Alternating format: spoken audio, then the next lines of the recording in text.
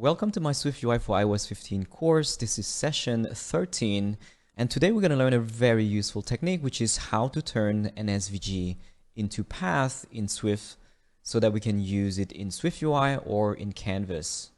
When you have visual elements and backgrounds in your iOS app, sometimes you might want to animate it, especially when you have the different layers that are separated, that are using path like this one. And to create one is quite simple.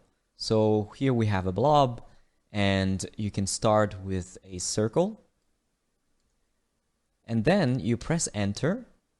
Then you're gonna go to a tool called the bend tool, press on it, and then you can play with the Bezier curve of any of these elements to create something that looks a little bit more organic.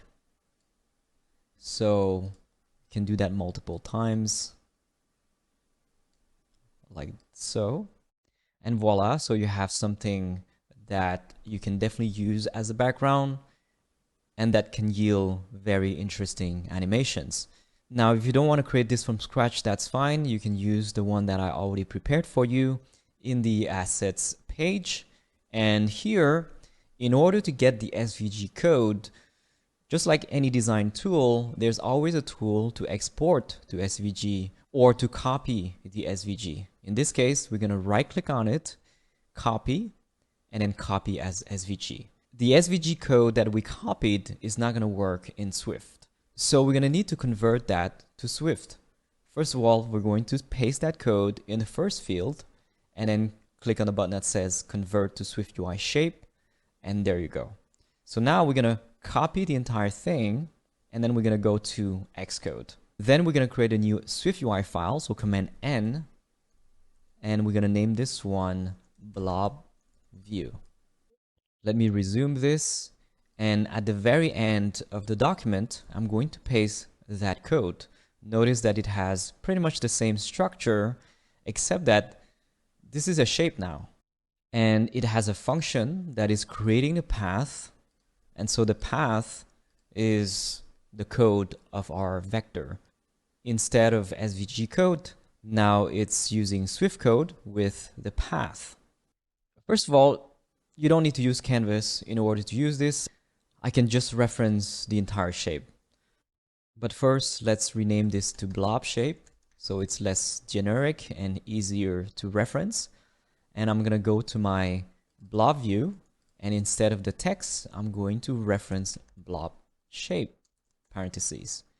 Then I'm going to resume, and there you go. This is the exact shape that I created in Figma. Now, just like a normal shape in swiftUI, such as a rectangle, a circle, it's using all available space of the screen. But otherwise, I can always use the frame to set the width to 400 and the height to 414, which is whatever size that you have in your Figma file that you have created. So if you created one, make sure to get this dimension here. Otherwise, the one that is prepared is 400 by 414. Then we can set the foreground style, and then I can set the linear gradient using .pink, .blue, then top leading and bottom trailing. So you can see that we can import any SVG shape from Figma, turn that into Swift, and use that as part of our swiftUI view. We haven't used Canvas yet in this context. And if you wanted to do the same as the Canvas, you can just put this into a Z stack and then compose your visual element. So let's try to do this in Canvas instead. First of all, Canvas is going to need the path. This is what Canvas is using. So we're going to use the function. I'm going to copy the entire function, and I'm going to bring that after the var body. Then I'm going to replace blob shape by canvas, curly braces, and I'm going to receive the values context, comma, size, in. Then, if you remember, we're going to use the context.fill to create a shape and then set parentheses. I'm going to use width the path is going to be referencing the function. So path, parentheses, in is going to need the CGRect, as I mentioned before. This is holding the X, Y, width, and height. So let's fill those. 0, 0, size dot width, and then height is going to use the canvas size dot height. The width, let's use color dot pink. And boom, we have exactly the same as before, except that now we're using a canvas. Now it is important to note that since we're using the fill path and it's using width, this is how you would color your path. And so it's not going to work with the foreground style because this takes priority. But I'm going to show you how to apply the same linear gradient here instead of using a foreground style. First of all, we can remove the foreground style and we're going to set the indentation for the frame. And we're going to remove the color. And instead, we're going to set dot linear gradient using start point, end point. And here you're going to notice that we're writing our linear gradient a little bit differently. And that's because there's the new way, which is what we've been doing so far. And there's this old way where this is more widely accepted across the entire framework of swiftUI. So sometimes you're going to need to use the old way because the new way is not available yet. So in this case, it's expecting a gradient. So we're going to press enter. It's going to give us our gradient, parentheses, and then we're going to use colors. And now it should be familiar. So inside the array, we're going to set dot pink, comma, dot blue. And then the rest should be similar. For the start point, when we press dot, you're going to see that we don't have top leading. And again, sometimes it's just not available. But a good way to deal with this, again, is to use the value that is expected. In this case, is CG point, parentheses, and then select X and Y. And then we're going to set the X and Y position. For the endpoint, we're going to set the same. And this time, we have a little bit more control over where we end the point of the gradient. Now we can set to, let's say, 400 by 400. And I can play with these values, of course, and it's going to change my gradient. So there you go. We just learned a really powerful technique, which is to import our SVG shapes from Figma or other design tools, turn the SVG code into Swift so that we can use that as part of a shape in swiftUI, or we can get the path and then use that as part of the canvas. I think you're going to have a lot of fun with this because one of the biggest advantages is the file size. You can see that the hexagon view is barely 1 KB and then the blob view is 3 KB versus when you export your assets to PDF or SVG. Sometimes, not always, but you're going to see that the PDF size is very large or the SVG size is very large, and especially the PNG or the JPEG is going to make a huge difference. But most importantly, we do this so that we can compose our canvas, and also we're going to learn how to animate this in the next session. So I'll see you then. Hello and welcome to session 14 of my swiftUI for iOS 15 course. Today we're going to learn about timeline view in the Canvas API so that we can animate this blob right here. So timeline view, as the name suggests, is you can control the timeline of the animations. So far we've been using states. So for example, you have the beginning state and then you have the end state, and then you have the transition in between that magically happens between two values. It's not going to be very different from before, except that now we're going to use a time reference. And honestly, it might be a little bit complex for some, especially because we're going to be using a formula.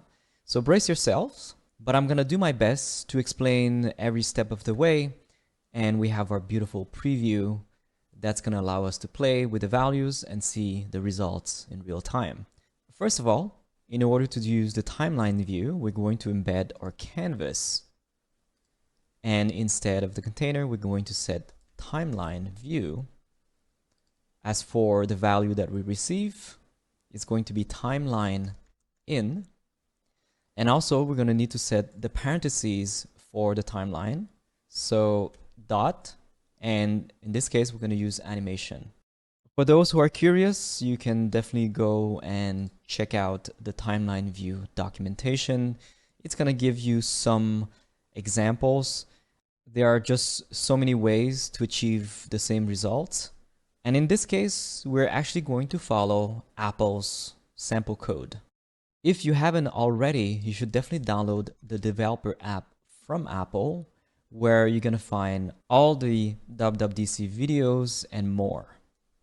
In that app, you can find a lot of talks that discuss about the different topics, and this is definitely one of the main resources to learn swiftUI and Swift and all of the iOS development techniques. And the one that you're going to search is called Rich Graphics.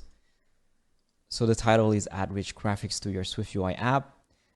And there's a portion at roughly 20 minutes where they show you how to use the new timeline with their formula. So we're going to follow exactly that formula. Now back to Xcode, we're going to use the timeline value that we're getting, and we're going to declare let now is equal to timeline dot date dot time interval since reference date. So it explains a little bit here. Enter. Then I'm going to show you a technique that I like to use, especially when I don't understand what's going on. I'm going to add a text element, parentheses, quotes, and here I'm going to type value. So when I do that, you're going to see that I have a little text element that says value. Then let's add a colon. And now I want to inject a dynamic value. And to do so, inside our string, we're going to set / parentheses. Inside the parentheses, we're going to set now. So you can see that we have this insanely big number, and that's exactly the value that we're getting from timeline date, time interval since reference date. Now it is important to click on play. And so you can see that this value is changing in real time. And the goal for us is to be able to use this value and apply that to our animation. Right now, it doesn't make sense. You can't use this for exposition or rotation angle. So we're going to need to transform it in a way that we can use this for a looping animation. So for example, it can go between 5 and -5, between 1 and -1, or 100 to -100. So let's try that. First of all, we're going to declare another value, let angle is equal to, and we're going to use the now that we have declared so far, and we're going to do now dot remainder dividing by, and we're going to set it to 3. So this is going to transform the now value and set it to loop every 3 seconds. Let's show that in real time. Instead of setting now here, we're going to set angle. As a result, you see that the value is changing between 1.5 to -1.5. So every 3 seconds. Now there is just one problem with this real-time value. Otherwise, I would be able to use it. It's just that it goes to 1.5 and then instantly to -1.5. And we don't want that. We don't want it to reset. We want it to reverse back. Now, following their formula, instead of using 3 seconds, we're going to use 360 degrees. So we're going to multiply that by 120. As a result, it should give us between 180 to -180. And now it's starting to make sense. This is an animation value that we can definitely use. But the problem remains, we need to not reset it. So we're going to turn this value into degrees. In order to do that, we're going to type angle with capital A dot degrees and put the now dot remainder inside the parentheses for degrees. And unfortunately, I won't be able to put this value inside the text. So let's transform that by declaring a new value called x. So let x is equal to cosinus, so cos, parentheses, and put angle dot radians inside it. Now we can print the x value instead. As a result of this formula, we now get a value that bounces back between 1 and -1. And that's going to be very useful for the animation. So the way we're going to animate is inside the path function here. We're going to apply the x value here, which is a number, specifically a double, and use that to change our x and y position that are part of the CG point. Now, first of all, we're going to need to pass the value to our function.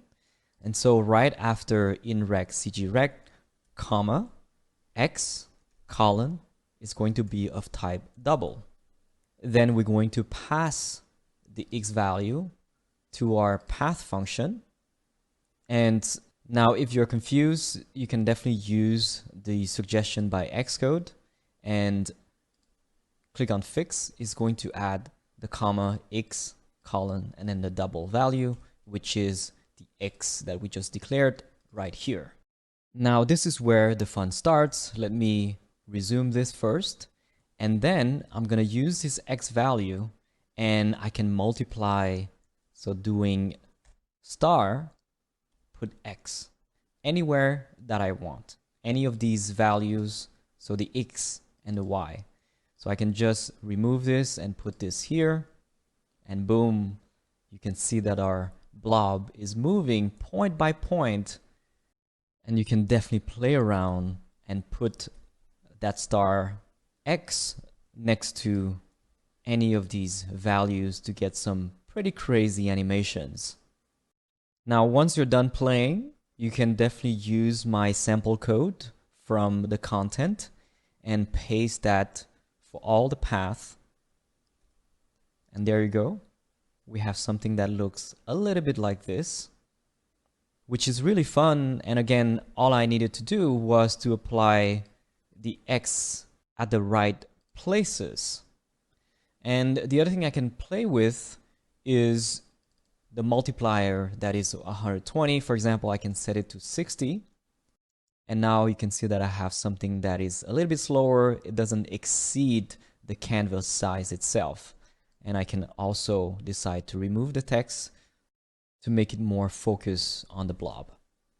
So that's the fun with animations, is that yes, sometimes the formula can be pretty complex, but at the end of the day, we didn't use a lot of code, and a lot of this part here is simply our SVG code, and all we needed to do was to pass the resulting value, which is a double, to our function, which is path, and receiving that as a double, we can apply that to any of these x and y values that already exist. So we're just multiplying with the x value that we're receiving. Now, before we finish, we can definitely add a second value. So right after let x, I'm going to declare let angle 2 is equal to angle.degrees.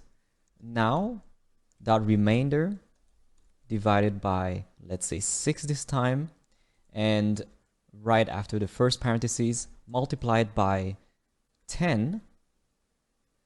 And so using the angle 2, I'm going to set let x2 is equal to cosinus parentheses angle 2 dot radians. Then we're going to pass the x2 to our function. But first we need to set it to receive it, comma x2 of type double, and then right after x, comma x2 colon x2, which is the value that we declared here.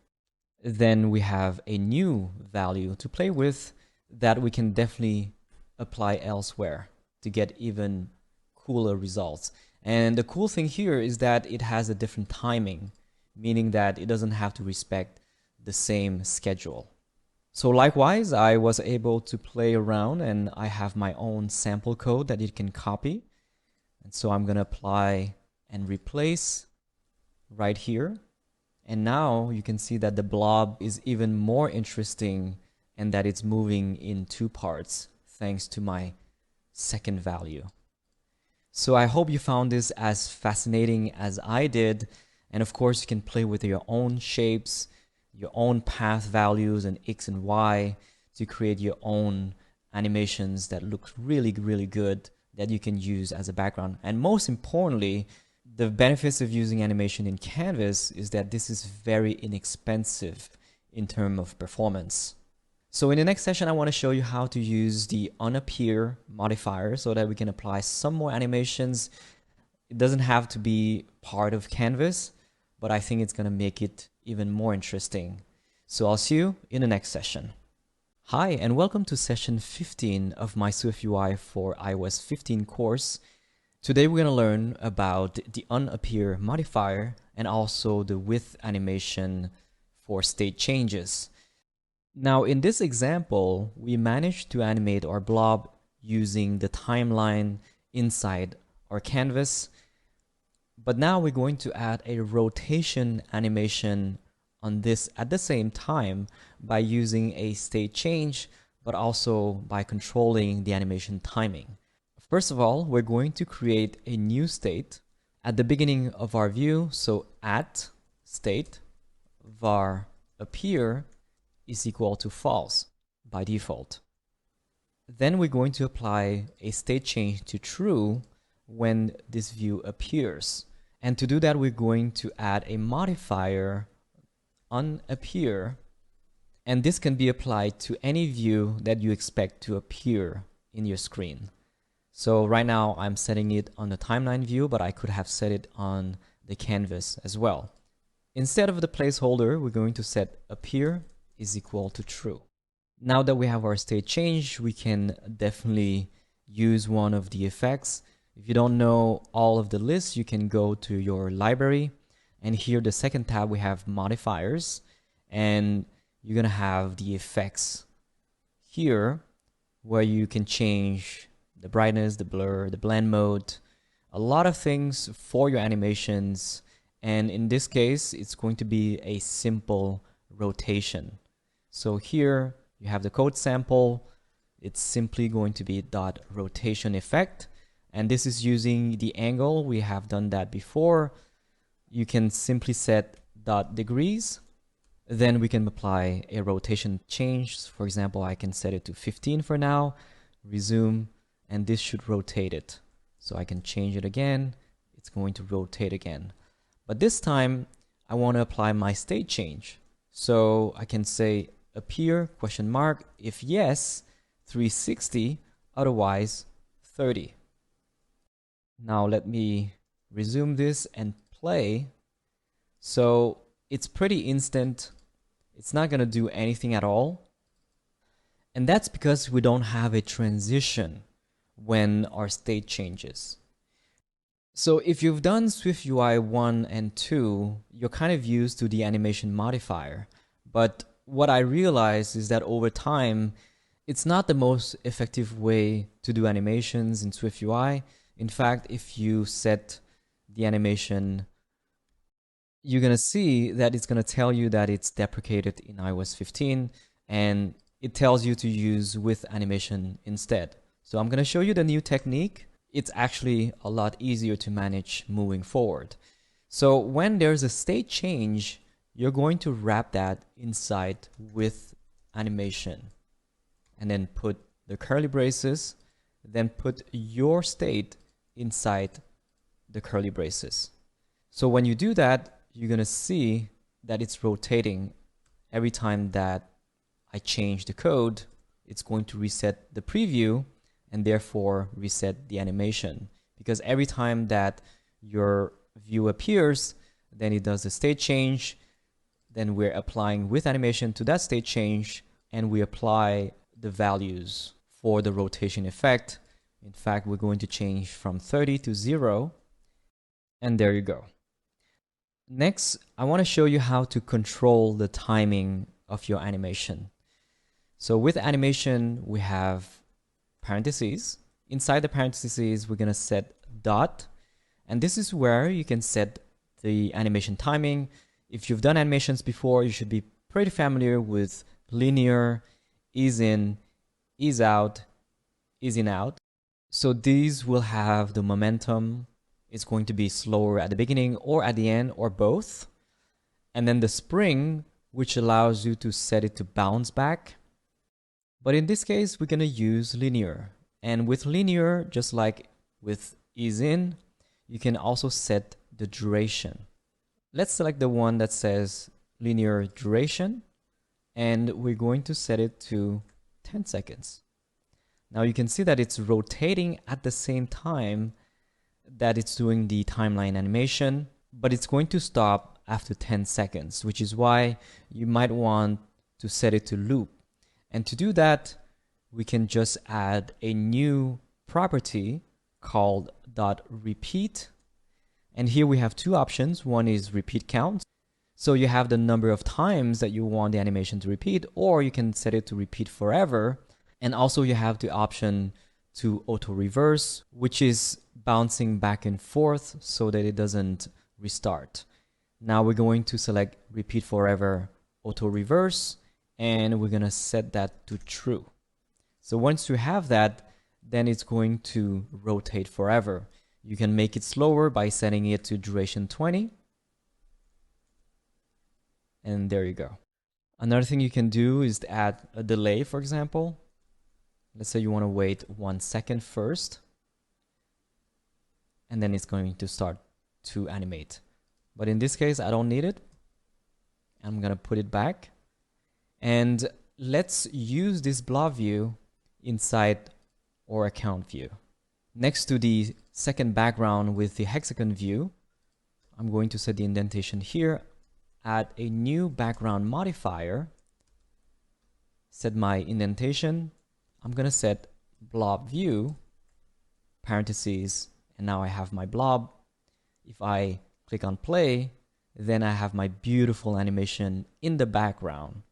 Then I can set the offset 200, 0, and I can even use a scale effect to, let's say, 0.5. And there you go. We have a really cool moving animation, and I think you can do so much more with the techniques that we have learned. In the end, I'm going to set it to 0.6, but definitely feel free to come up with your own effects, to your own values and own shapes, timeline view animations. I think you're going to have a lot of fun with the experimentations. So I hope you enjoyed this part. In the next session, I want to show you how to create a custom tab bar. I think it's going to be really interesting. So I'll see you in the next session. Hi, and welcome to session 16 of my swiftUI for iOS 15 course. Today we're going to start a small series about how to create your own custom tab bar. And it's going to look a little bit like this. We're going to have some custom rounded corners, outline, as well as a little circle that creates this beautiful effect in the background behind the blurred material. So to start with a custom tab bar, I just want to mention that it's important to understand what are the key differences between a custom one and a built-in one, and why you should go on this journey to create your own. First of all, I would always advise anyone to start with a built-in one, and then if you really need to do that, to prototype a new design, if you work for a big startup like Dropbox or Instagram, typically they do their own controls. And in those cases, then it makes sense to create your own navbar and tab bar. And that's why I want to start the built-in one so that you can see how simple it is to use the one made by Apple. First of all, we're going to create a new file. So Command N, and we're going to name this one tab bar. It's going to be a swiftUI view. You can always move around your files. So for example, you want it after the account view, you can just drag and drop that file. Let's resume the preview. And this is what we have so far. And so just like the navigation view, it's really easy to create your own tab bar, especially when you start with a text. So we can name this one Learn Now, and then we're going to embed this inside a tab view. Now the tab view needs to know the destination, so we're going to set, let's say, content view as a destination. And then for each view, we're going to add a modifier called tab item. And then you can see that it's requesting a label. As you know, a label can be the content, which is the visual itself, or sometimes it says content. In this case, label is perfect because then you know specifically that it should be mostly about the text, the image, and maybe a label. So let me just put the text inside the curly braces. And there you go, we have the first tab item at the very bottom. Now we're going to add the image. So system name, we're going to use house. And this is going to customize the icon. If you want to add a second screen, let's say we're going to reference account view, parentheses, dot tab item, press enter, and then we're going to set the text first, explore, and before the text, we're going to set the image. The symbol name is going to be magnifying glass. Now that we have two tab items, now you can see that one is selected and the other one is not. In fact, we can start playing and we can start interacting.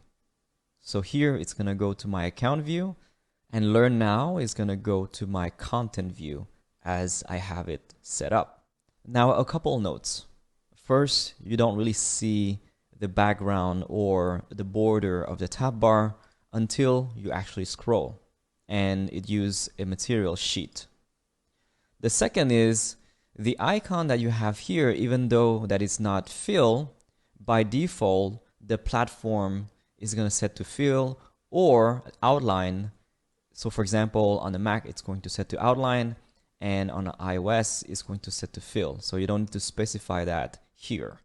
And in fact, if I'm not mistaken, this is not even customizable if you use the tab view. Now the question is, why would you create a custom tab bar, right? When you have something so simple to do and it has all the accessibility, all the functionalities, the selected state. And to answer that question, one must consider the team and the design. So if your team has more experience, then I think you should do it, especially if the design has it. For example, you can have a tab bar without the text, which of course has some accessibility implications. Maybe you want to have a different size, or you want to have a middle button that kind of sticks out a little bit. And that depends on the user experience of your menu. But lucky for us, we're going to explore that, and along the way, we're going to learn the techniques. And I'd like to start with how can we use roughly the same structure, but that's going to allow us to customize far more than what is available right here. So we're going to turn this tab view first into a Z-stack. If you don't know what a Z-stack is, it's essentially the same as V-stack and H-stack, except that it's using the Z-axis, so it's three-dimensional. So it's going to be overlaying each layer on top of another. The first layer, which is content view, is going to be underneath the second layer, which is account view. Now let me just delete the account view so that we can focus on a single tab. Of course, we can't use the tab item because this is specific to the tab view. So we're going to replace this with a V-stack, including the dot. So when I do this, you can see that I have my icon and my text as a V-stack. Let me just set the indentation. And it doesn't have the same default behavior as the tab item, which, if you remember, we had a bigger icon and a smaller text, and the icon was fill by default. Now let's create a second tab item. So first of all, we're going to set an H stack so that we can stack horizontally multiple items. And we're going to duplicate the V stack to create a second one. Set the magnifying glass again. as well as the text, which is explore. So right now it's using the minimum space, and so we want to change that by using the spacer. If I do this, it's going to push everything to the right, and if I add another one to the right, it's going to go to the middle like before, and if I put in between, it's going to proportionally use the space available. When you're creating layout, it definitely helps to go back to the non-play mode so that you can see the outline of the bounding box as well as the dimension precisely in points. So I want to show you how to align this tab bar to the very bottom. Now the Z stack, unlike the V stack and H stack, you can align that in both sides. So if I set the parentheses, alignment, and set dot, you can see that I don't only have leading, trailing, or top or bottom. I also have top leading, bottom trailing, etc. In this case, I'm just going to set it to the bottom. As expected, just like the V stack and H stack, it's going to align items against each other. So if the content view is not taking the full height of the screen, it's going to be restricted by that size. As a result, sometimes you want to set a spacer, or sometimes you want to set a frame with max width, infinity, max height, infinity. Now in terms of layout, you can see that we have a very similar structure as before, except now we're using a Z stack and we have to set up the layout manually. And later on, we're going to learn how to get the interactions so that we can switch between the views. But for now, we can customize everything. So if we want to have just the icon, we can do so. And if we want to customize the style, such as the symbol variant, we want to customize to fill or outline mode or multicolor, then we can do that, unlike the normal tab view. So I'm also going to change the size to font, and I'm going to use the body size. And I also want to set it to bold. And I'm going to apply the same modifiers to the other tab item. For the text, I'm going to set to font and use caption 2.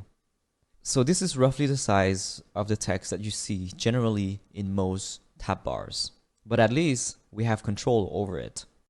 Then I'm going to do the same for the explore text. Now let me scroll a little bit to focus here, and I'm going to start customizing my H stack, which is the container of the tab bar. First, I'm going to set the frame to height 88, and then I'm going to align the elements to top. And the reason why I'm doing this is because I'm expecting the home indicator that's going to be at the bottom. As a result, I'm going to set a little padding from the top and set it to roughly 14. Then I'm going to set the background, and the background is going to use ultra thin material. And while we're at it, we're going to set in using a rounded rectangle with a corner radius and style, so 34 continuous, because we want to match with the stroke style that we have created earlier. So now we have our background, and we also have the outline, which is very custom. Now you're not going to see any effect at the moment, and that's because we don't have any background layers. But let's say if you were to move the content view using offset and set the Y position to 300, you can see that we have the effects, and it's starting to look pretty cool. But first of all, let's deal with the save area. If you're not familiar with the save area layout guide, this is the space where you're expecting the home indicator and the notch. And by default, whatever you build is going to be within the save area. In fact, it's going to be a little bit more obvious if I select the content view. You can see that whatever is in blue is your save area, and whatever you create is going to be within that box, to avoid having your content being hidden by the notch or by the home indicator. But there are definitely elements in your layout that you want to take advantage of all of that space, such as backgrounds, tab bar, nav bar, etc. And in this case, that's exactly what we want to do. Now, looking at the H stack, which is the tab bar that we have, I want to make sure that I set ignore save area. But you can see that it's not doing anything. And the reason why it's not doing anything is because the height itself of that bar element is not taking the full screen. So it's important to understand that your tab bar is supposed to take the full screen. So as a result, we're going to need to set a frame max height to infinity. So now it's taking the full screen, and we're going to align that to the bottom. And voila. Now I understand that some of this code is a little bit repetitive in terms of the alignment, but it was important for me to show you the different techniques to arrive to the same result. So for example, you can align with the Z stack, you can align using the frame on the content view, or you can align using the frame on the H stack. And later on, we're going to set the H stack, which is a tab bar, as its own component. So it's definitely good to be able to control everything just using the tab bar by itself. Before we finish, we need to match up the corner radius of the outline. So let's go to the stroke style, corner radius 34.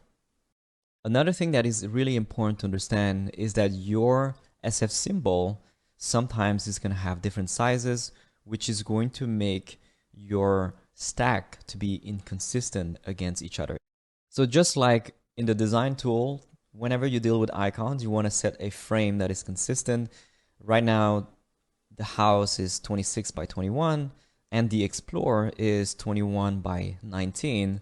So as a result, we can definitely set the frame size to 80 in terms of width, and height 29, let's say. I'm going to do the same for the second. As for the V stack, it also has a default value. So if I set the spacing to 0, you can see that it gets rid of that default spacing. Let me just do the same for the second item. So that's the start of the custom tab bar. There's definitely more code, and that's to be expected, but you can see that we can customize essentially everything in the layout. And I hope you're going to find a lot of these layout techniques to be useful regardless if you want to create a custom tab bar or not. So in the next session, we're going to learn how to create the tab bar model so that we can avoid creating the second tab bar items manually and work with some preset data as well as looping that data. So I'll see you in the next session. Hello and welcome to session 17 of my swiftUI for iOS 15 course. Today we're going to learn about how to create a custom tab bar data model as well as looping through that data. When you create a data model, you want to do that in its own file. So we're going to create a new swiftUI file and we're going to name this one tab. So this is our data model file. We don't need anything else than import swiftUI. And that was the layout plus the preview, so that's why the preview disappeared. Then we're going to create our data model. Now, what is a data model? Typically in every app, you have these elements and it contains some data, whether it's from an API or if it's more static and it's part of something that is predefined in your app, it's still data. So for example, you have this tab bar and each of these tab items, what are the datas? So you have the icon and then you have the text, and that is what is called a data model. We just need to set that in code. So we're going to do struct tab item of type identifiable curly braces. So with data that you want to loop, it needs to have some sort of an ID. And that's why we're using identifiable, and also why we're going to need to set an ID. So var ID is equal to UUID parentheses. As we learned earlier, when we set a default value, that allows us to not have to specify it every single time. And the UUID here is going to auto-generate a unique ID to every single of these tab items. Next, we're going to set var text of type string. And since we don't have a default value, we're going to need to set this data every single time. Next, we're going to set icon of type string. Now that we have our data model, we need to set the sample data so that we can use this predefined list of items in our app. Let's type var tab items, camel case, because this is a custom variable. Then we're going to set an array, so equal square brackets, and then press enter. Because we're going to set each of these tab item in its own line. So tab item, parentheses, and you can see that we have two options. One is to enter the ID manually, or the other one is to just use the default value, which is auto-generated. And so we're going to just set text, quotes, learn now, and then icon house. Each of those tab items is going to be separated by a comma. So I'm going to do the same for the other ones, and you can definitely copy and paste from what I have. It is important to make sure that between each of these items, we have a comma, otherwise it's going to complain. And now that we have our sample data, we can go back to the tab bar, and we won't have to manually set all of the extra tab items. We can just focus on a single one. So let me delete the VStack, including the spacer, and then we're going to command click on the VStack and click on repeat. So when I do that and I preview, you're going to see that it's going to create 5 items. It seems to be exceeding a little bit, so maybe for the frame of the icon, I can set it to 44 instead. And now we have the for each loop, which is going to duplicate the VStack multiple times. In this case, it's going to set to 5. So from 0 to less than 5, which is equal to 5 items. Now this is without data, but I can replace this with actual data. I'm going to use the tab items, which is what I created earlier. And then I'm going to move my spacer right after the VStack to create my perfect distribution. So to summarize, our loop here is going to duplicate multiple times. Before it was using no data, and now it's using actual data. But now we're receiving the value for each of those items. But we haven't replaced yet the values that we had earlier. So let's do that with item, and using dot notation, we have access to the data model, including each of the variables. So here we're going to use icon, and boom, we have our icons. And then for the text, we're going to use item.text, and then we have our custom text. That's pretty amazing. And that's the beauty of coding. We didn't have to set all of these VStacks manually and copy and paste the same modifiers over and over. But the thing is, let's take a look at the VStack or the for each and see the bounding box. You can see that it's pretty inconsistent. And the reason why is because the text can change in terms of length. So notifications is going to take more space because notifications is longer. And that's not good. So one solution for that is to use .frame max width .infinity for each of the VStack. And now you can see that each of the tab items are using the same space. And as a bonus, we don't need the spacer anymore. So I can just remove them and it's going to do exactly the same. Except that now I might want to add a little bit of padding from the left and the right, because let's say if my text is going to be bigger, you can see that we have a bit of a problem. So let's do that. Add a padding. It's going to be horizontal, so left and right, and it's going to be 8. Now for the text going to a second line, we can go to the text and set line limit to 1. It's going to use ellipses instead. Great. Now at the end of the day, you can see that regardless of the text and all of these factors, my tab items will always have the same size, and that's exactly my goal, so that I have consistent spacing and it's going to look proportional and it's going to make my designers happy. Now I understand that normally you don't really want to use ellipses on a single word. but I just wanted to set a worst case scenario, and typically the tab bar text is never going to be this big of a size, and you want to restrict the size or set a fixed size. But for now, we're going to set caption 2, and later on we can take care of the accessibility and set a maximum font size, which is a very cool technique. So I hope you enjoyed this part. In the next one, we're going to learn how to set the tab bar selection so that when we tap on each, it's going to change color, but also we're going to change the screen. So we're going to learn about switch and also about the enum. I think you're going to find that really useful. So I'll see you in the next session. Hey there, and welcome to session 18 of my swiftUI for iOS 15 course. Today we're going to learn how to show the appropriate screen when we select the tab.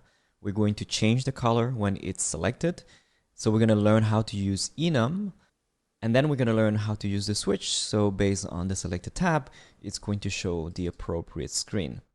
Now to create our enum, we're going to go to tab, and at the very end, we're going to set enum tab of type string. So this is the type of value. So what is an enum? Well, essentially this is a list of constants, meaning that this is a value that will not change, versus a variable is expected to change. Now the enum is great for something like a predefined menu, such as the tab bar, a list of modals, and the sidebar selection, and versus something like tab items with a data model that is using identifier. This is not really made for looping. It's really great for easy access with conditions, for example, when you have multiple choices. In this case, we're going to set our list of tab item screens. So the first one is going to be home, then explore. The third one is going to be notifications. And finally, we're going to have library. So using this enum, we're going to attach that to our data. So each tab item, when selected, is going to be attached to one of these screens. So first of all, we're going to set var tab of type tab, which is the enum that we just created. And then for each of the items, we're going to set tab and attach that for each of these tab items. So learn now is going to be attached to .home, then explore, set tab to explore, then tab to notifications, finally tab to .library. Now with this set, we're going to go back to tab bar, and this is where we're going to set a state for the selected tab. So state var selected tab of type tab, which is the enum, and then we're going to set the default value. So what is the first screen that's going to be loaded? And that's going to be home. So now that we have our enum as well as the tab items attached to the enum set, we're going to make sure that when we tap on each of the tab items, then it's going to change the screen. So first of all, we're going to wrap this VStack inside a button. So embed button. This is going to be the action, and the VStack, so the content, is going to be the label. In the action, when we press on the button, we're going to change the state, select the tab, to whatever is attached to the tab items. So we're receiving the value from the tab items as we do the loop, and then we're going to set item dot tab. Remember that the tab value is the screen that is attached to each of the tab items. Now, as a result of using a button, this is going to tint the content of the button. So what you can do is to set foreground style to, let's say, secondary. Great. Now that we have changed the state of the selected tab, let's make sure that we're showing the appropriate content. So right before content view, I'm going to set my condition. So if selected tab is equal to home, then I'm going to show a certain screen. So for example, I'm going to put the content view inside this. As a result, if I play this, you're going to see that when I tap on another screen, it's showing an empty screen, but when I go back to home, it shows the content view. And if you're familiar with conditions, we can do else if selected tab is equal to dot explore, then we're going to show another screen, for example, the account view. So if this works correctly, I'm going to go to explore and it does show the account view. So this is pretty neat, but at the same time, if you have a lot of screens and conditions, it's going to look a little bit like this. Let me just copy and paste. You don't have to follow me, but let's say we're going to set to dot notification. This is going to be library. And you can see we have a lot of repetition here for the else if. It's going to be functional though, but let's try to make this code a little cleaner by using the switch. Let's do switch and then select the tab. Oh, and then we have something new here. This is really cool and new in iOS 15. It's going to auto-generate all of the options for you. So remember that we had these 4 screens. Now it's using the switch, the value that is setting the conditions, and each of the cases. So again, the first screen is going to be content view, then account view, and then we can do the same for the third and the fourth screens. Now you look at this, and then you look at this. Clearly, this is much cleaner.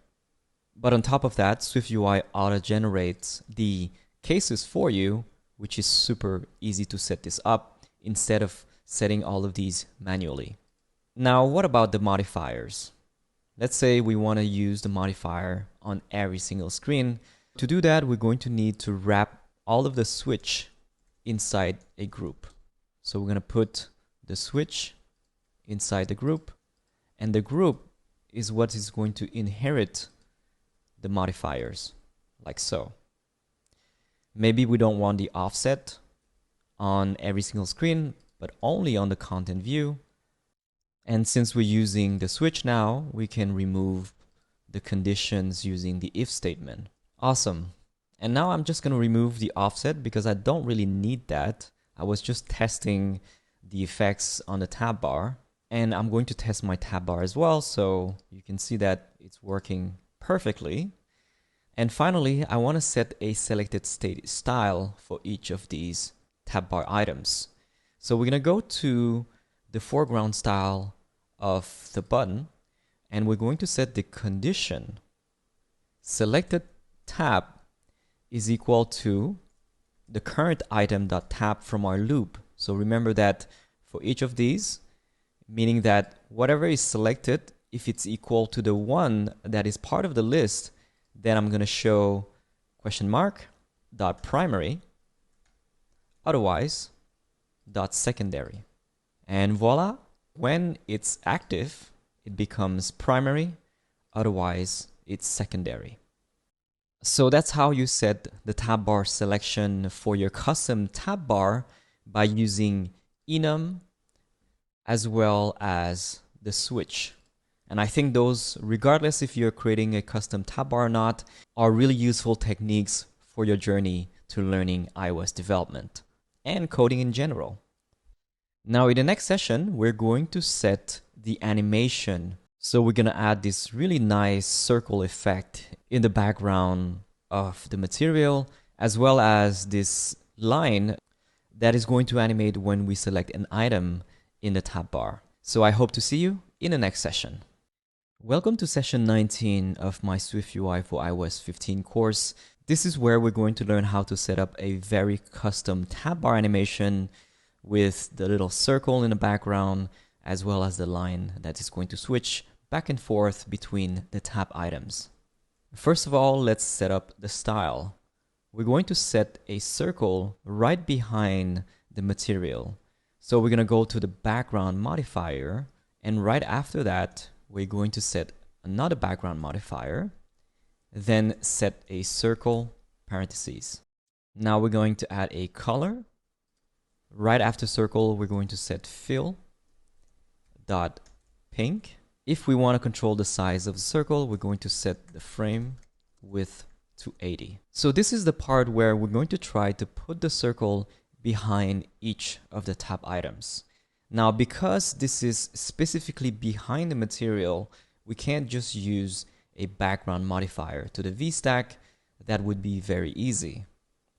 But furthermore, we can't do that inside a loop because then you cannot animate it seamlessly between the items. That's why it has to be outside of the loop. Now, the challenge here is to place that exactly in the same position as the type items when selected. And there are two ways that I found that does that. Now, there's the more complicated way, which I did before knowing this one, which is to detect the position using Geometry Reader. We're going to learn that later. And then there's the simpler way, which I just figured out recently. And it's a really interesting technique that is using spacers. So let's put that into practice. We're going to compose the circle with spacers. And in order to do that, we're going to need to embed inside an H-stack. And then we can move to the first item by using a spacer like this. We also want to mimic the positioning of the inner elements by adding the same padding. So we're going to put that on the H-stack, padding horizontal, comma 8. Then fix the indentation. So you can see that this is working fine, but then the question is, how do we move that to the other items? Let's experiment. Now if I put another spacer before the circle, then you can see that it's back to centering. What if I put 2 spacer and 1? Oh, this is interesting. I'm able to get to the notifications. So when I saw that, I realized that I can essentially just set conditional spacers based on what is the selected tab. And honestly, sometimes the simplest solutions are the best. So let's try and do that. We're going to set if selected tab is equal to dot library, curly braces. Then we're going to set to a single spacer. Next, if selected tab is equal to explore, then we're going to set also a single spacer, because then we need to have one spacer that push it to the second and then 2 spacers that aligns it to the second. The same for the notifications. We're going to need 2 spacers before the circle. So if selected tab is equal to notifications, then we're going to set 2 spacers. All right. Now we can delete this one, and then we can essentially try to do the same thing for the first 2 tabs.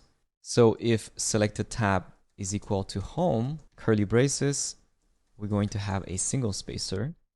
If selected tab is equal to explore, we're going to have 2 spacers.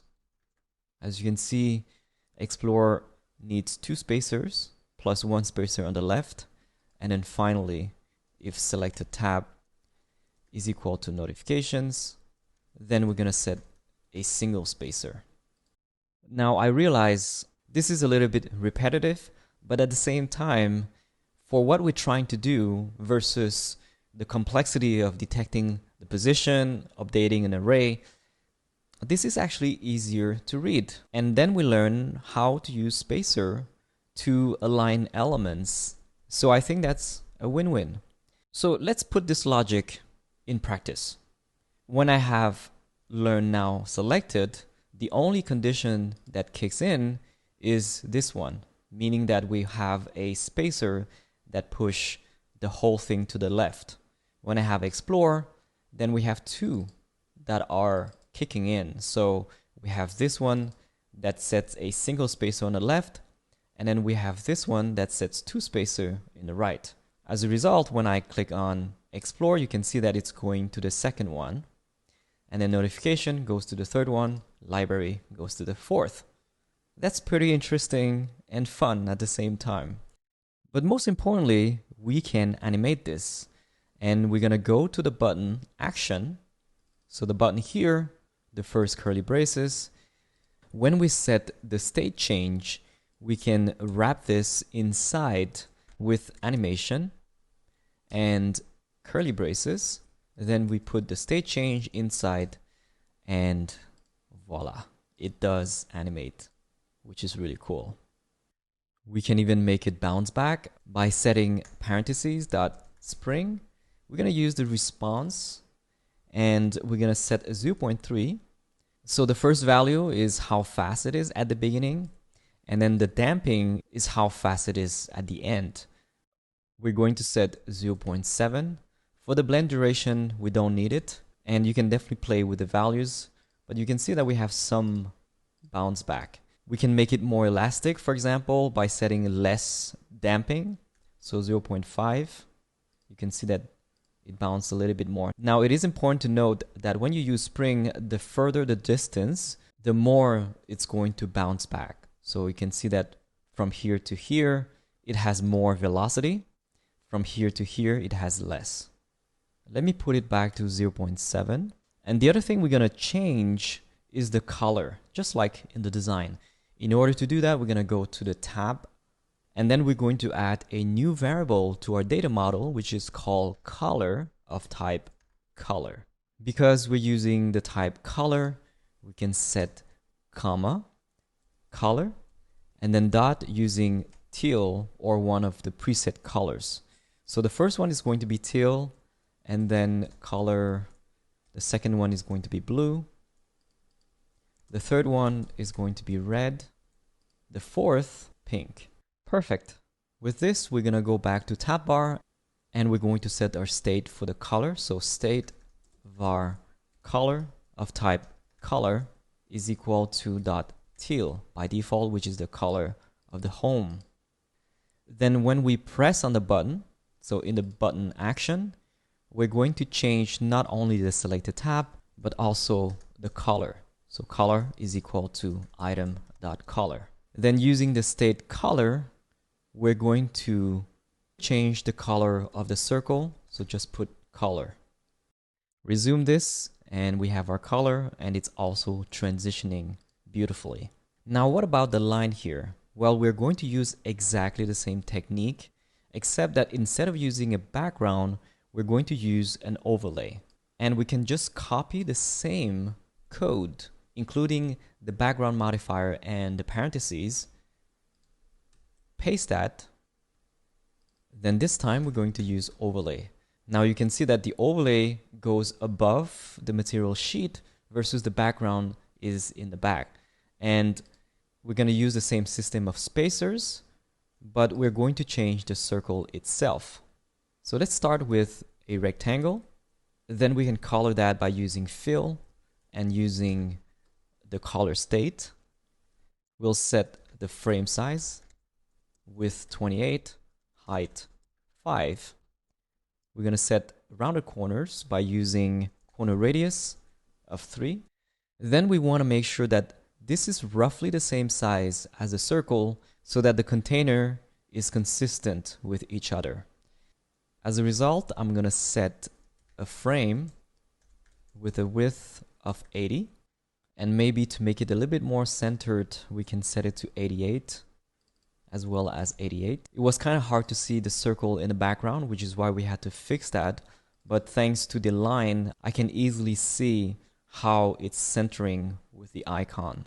Next, I want to set this at the very top instead. So we're going to use frame again, max height, dot infinity, set the alignment to top. Awesome.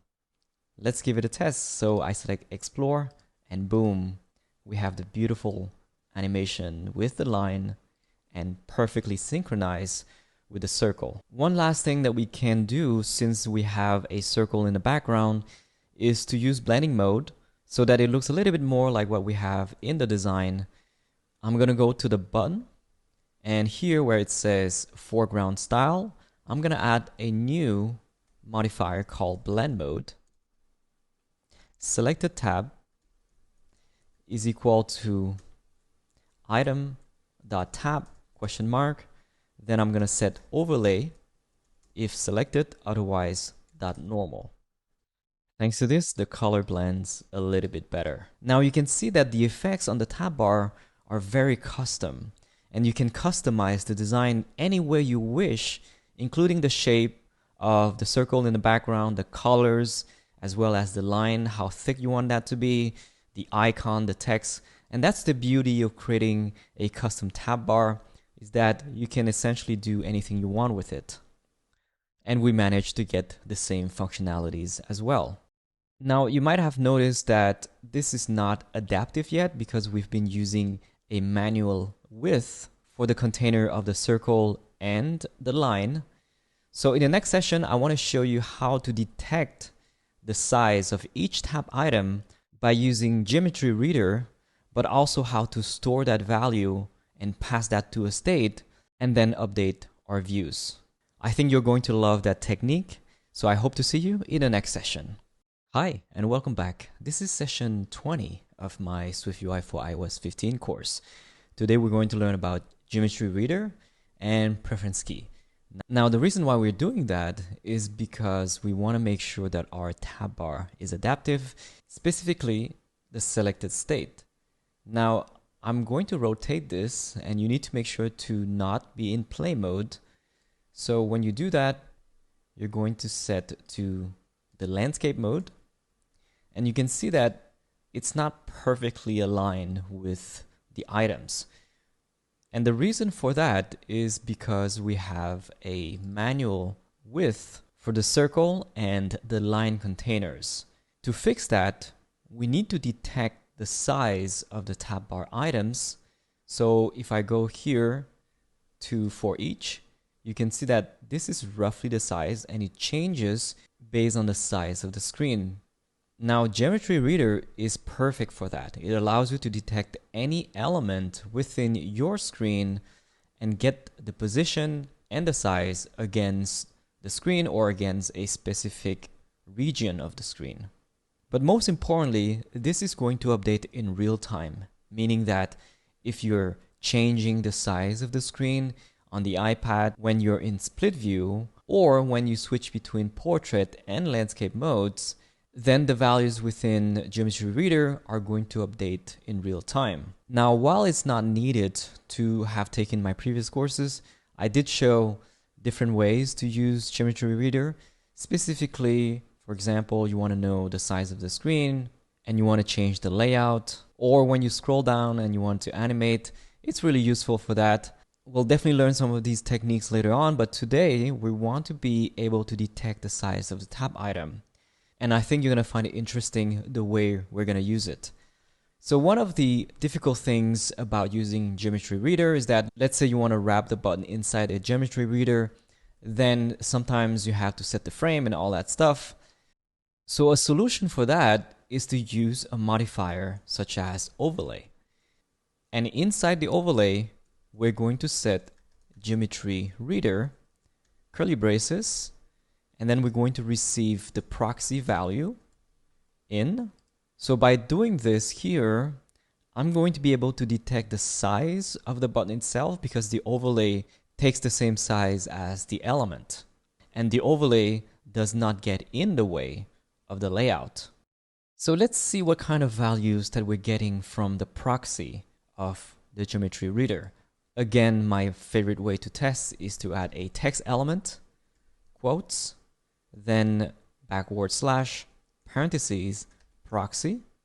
And in here, we're going to use the size value from the proxy, and the size, which is a CG size, holds the width and the height values. As a result, you can see that I'm detecting that my tab item is 201. If I wanted to calculate the height, I can do so like this.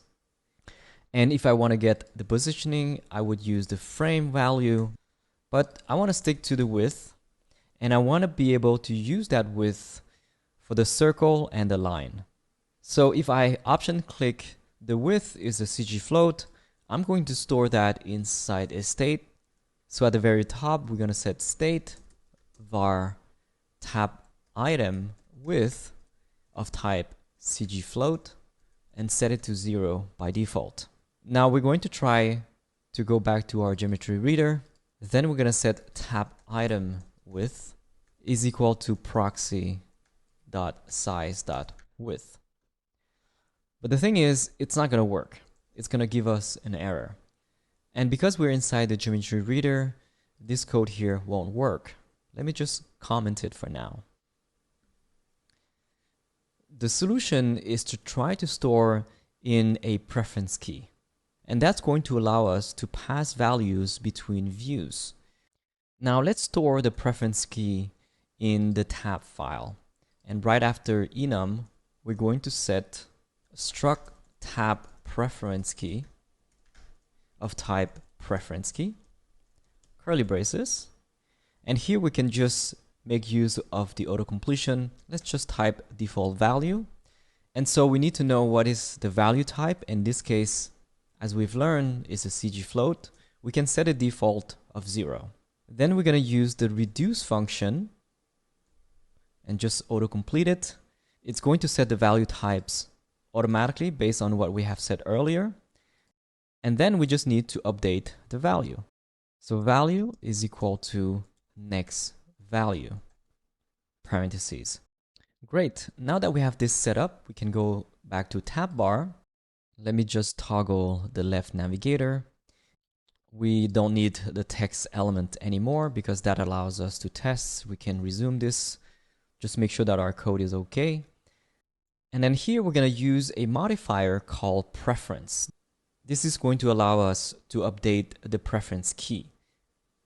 So just like a spacer, we can use something called color.clear. So this is a color that's invisible. And then we're going to use a modifier called .preference, and we can set the key and the value. So we're updating the preference key. We're going to reference tab preference key .self. Now the .self here means that we're setting at the root of the app itself, versus if you were to set self before, it's at the root of the view. And then we're going to go to the value. We're going to update it using the proxy.size.width. Great. Now that our tab preference key is updated, we can listen to that change by using a modifier that we can put pretty much anywhere. But in this case, I'm going to put that on the button next to the geometry reader, and it's going to be on preference change. We're going to use the one that says underscore and then perform. So we're going to listen to the value, which is called tab preference key .self, and then tab, we're going to press enter, and this is where we receive the value.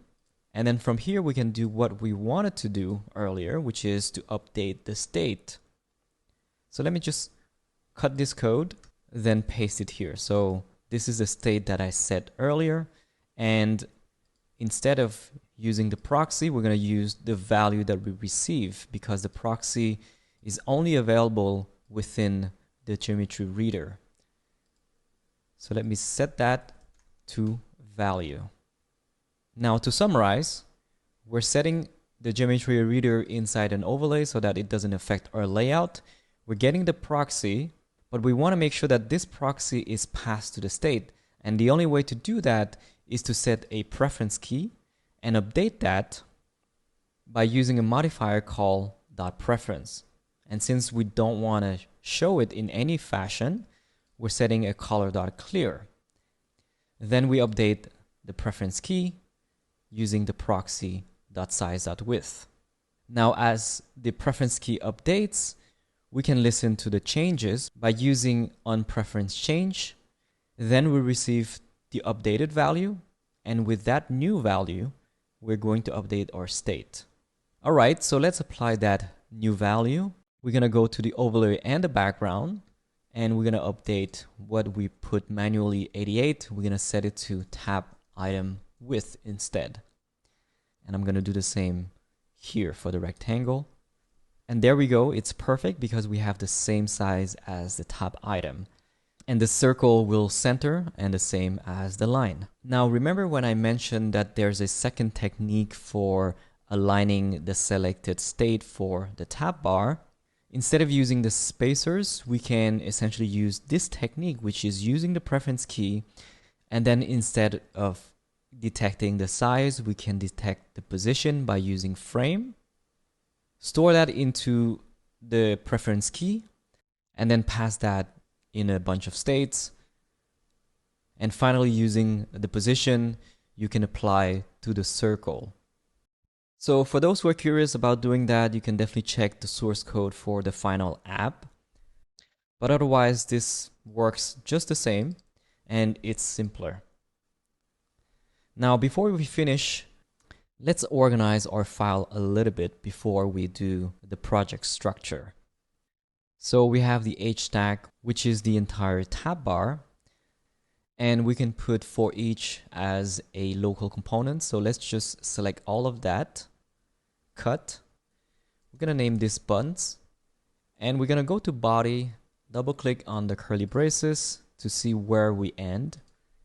And then we're gonna declare var buttons of type sum view, and then put the for each there. Next, I'm gonna do the same for the circle and the rectangle, which is the line. So the H tag for the overlay and the H tag for the background.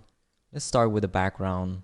Select everything inside the parentheses. Let's name this one background. Create a new view. Var background of type sum view, and then put that H tag. Let's do the same for the overlay. Then name this overlay. Create a view. So var overlay of type sum view, and then paste the H tag. So let's resume this, and everything should be working. Now, my goal is always to be able to read the body really easily, and also to make it as short as possible. So when you have a lot of code specific to a section, such as the buttons, the background, and the overlay, we can definitely create local components for those. And now it's easier to read that we have a Z stack, and then we have the different screens, and this is the tab bar itself. So let's give one final test to the tab bar. We're gonna play this and make sure that it's perfectly aligned. We're going to stop, rotate this back to the way it was, and you can see that it works perfectly regardless if it's in landscape or portrait mode, but also when we switch, and it's going to adapt based on the screen size. So if we have a larger screen, it's going to work as well. Now, in the next session, we're going to organize all our files, but also I want to make sure that the tab bar is separate from the way we organize our main views. And then we're going to learn how to use app storage to pass the values between views so that the selected tab state is going to be synchronized across those views. So let's learn that in the next session. I'll see you then. Hi, welcome back to session 21. This is the final session for part 1 of my swiftUI for iOS 15 course. So today we're going to organize our files. And typically when you start having more than 10 files, you want to start grouping them into folders. But when you start separating your code, and sometimes they're going to share the same state, you need to synchronize those states between views. And today we're going to learn also about app storage. First of all, it's important to understand the order to which the views and the files are loaded. So for example, the first thing that's going to load is the app file. That's why whatever you set here in terms of the view, this is the first view that's going to be loaded. This is great for testing. For example, you want to go to the iOS simulator and you want to go right to the account view. You can do that temporarily. But normally you want to reference the main view, which for us is the content view. Normally the content view is going to manage your main views and also the modals and the tab bar or the sidebar depending on the platform. In this case, you can see that this is not properly organized. So what we're going to do is that we're going to move the content of the content view, and we're going to create a more specific view for that. So create a new view. We're going to name that home view. And then we're going to go back to content view. we're going to select the entire VStack plus all of the modifiers. So all of this, put that and replace the text. Then we're going to go back to content view. Now the purpose of the content view here is to decide whether you want to show the tab bar or the sidebar for the iPad. And if you don't create a custom tab bar, the tab bar controls the view. But in our case, we set it a little bit differently. Let's go to the tab bar, and you're going to see that we have the Z stack, then we have the screens, and then we have the actual tab bar. So it would make more sense to move all of the Z stack to the content view instead, like this. And then the content of the tab bar is going to be for the tab bar. So as a result, our content view is going to reference the tab bar. To summarize, the content view has the Z stack, which has the different screens based on the selected tab. We also have the tab bar on top. Then the different screens are what's going to reference all the main views, including the home view and the account view. We just need to update from content view to home view. And this is important because otherwise it's going to create an inception. So content view referencing itself, and it's gonna give an error. And then we have the selected tab, which does not exist as a state in content view, but it does exist as a state in tab bar. The goal here is to make sure that we can synchronize the same state between the content view and the tab bar. And in order to do that, we can use different techniques such as binding, environment objects. Today I want to show you the app storage. So when you want to store states across the app, I find that app storage is the simplest way. But on top of that, it's going to allow you to persist the state. So even if you close the app, it's going to keep remembering that value. And all you need to do is to change the state to app storage, parentheses, quotes, and the name of the value. So in this case, it's selected tab. And thanks to this, I can just copy the same state, go to content view, and bring that same state, and it's going to work perfectly if you resume. And you're going to be like, what is this sorcery? Now, if you've done binding, especially in my previous courses, you'll notice that you have to set the required values and then you have to set the preview. It's really daunting.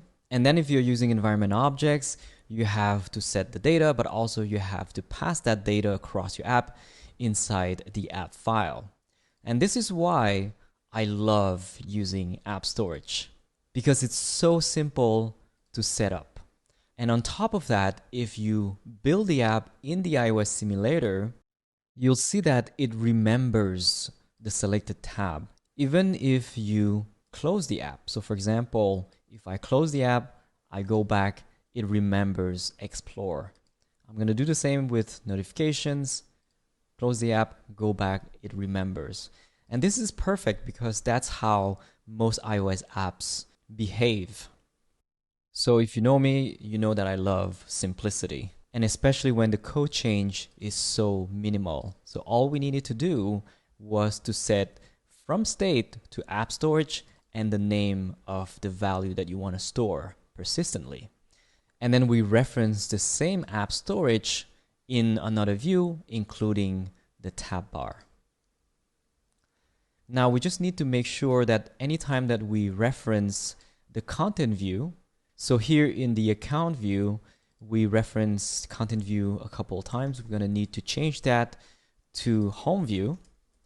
And then finally, I want to show you how to organize your files here. In the typical projects, we're going to have 5 types of files. The first type is the navigation. So for example, we have the tab bar and the content view. Let's right click on content view and set new group from selection. I'm going to name this navigation, and then I'm going to move tab bar inside it as well. The second type of files is for the main views. So right click on home view, new group from selection, views, And then we're going to put the account view next to home view. Next, we have the components.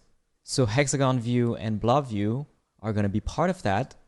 Right click on hexagon view, new group from selection, components, and then blob view, drag inside that folder. Next, we're going to have the data models. So right click on tab, new group from selection. Let's name that model. I'm going to put components before the model, and make sure you don't drag inside the folder. You have to drag outside of the folder. And finally, we have the styles, which include the view extensions, the custom modifiers, etc. So right click that file, new group of selection, and I'm going to name that style. So later on, we can put animation presets, view extensions, of course, the modifiers that we have set so far. And as your project gets bigger, and especially if you have more than, let's say, 10 files inside a folder, you want to split that into subfolders. So that's it for part 1 of my swiftUI for iOS 15 course. And we're ready to learn a lot more in part 2 and part 3, including the modals, the login experience, the custom navbar, the animation for the main cards, as well as the match geometry animation that goes to the section view.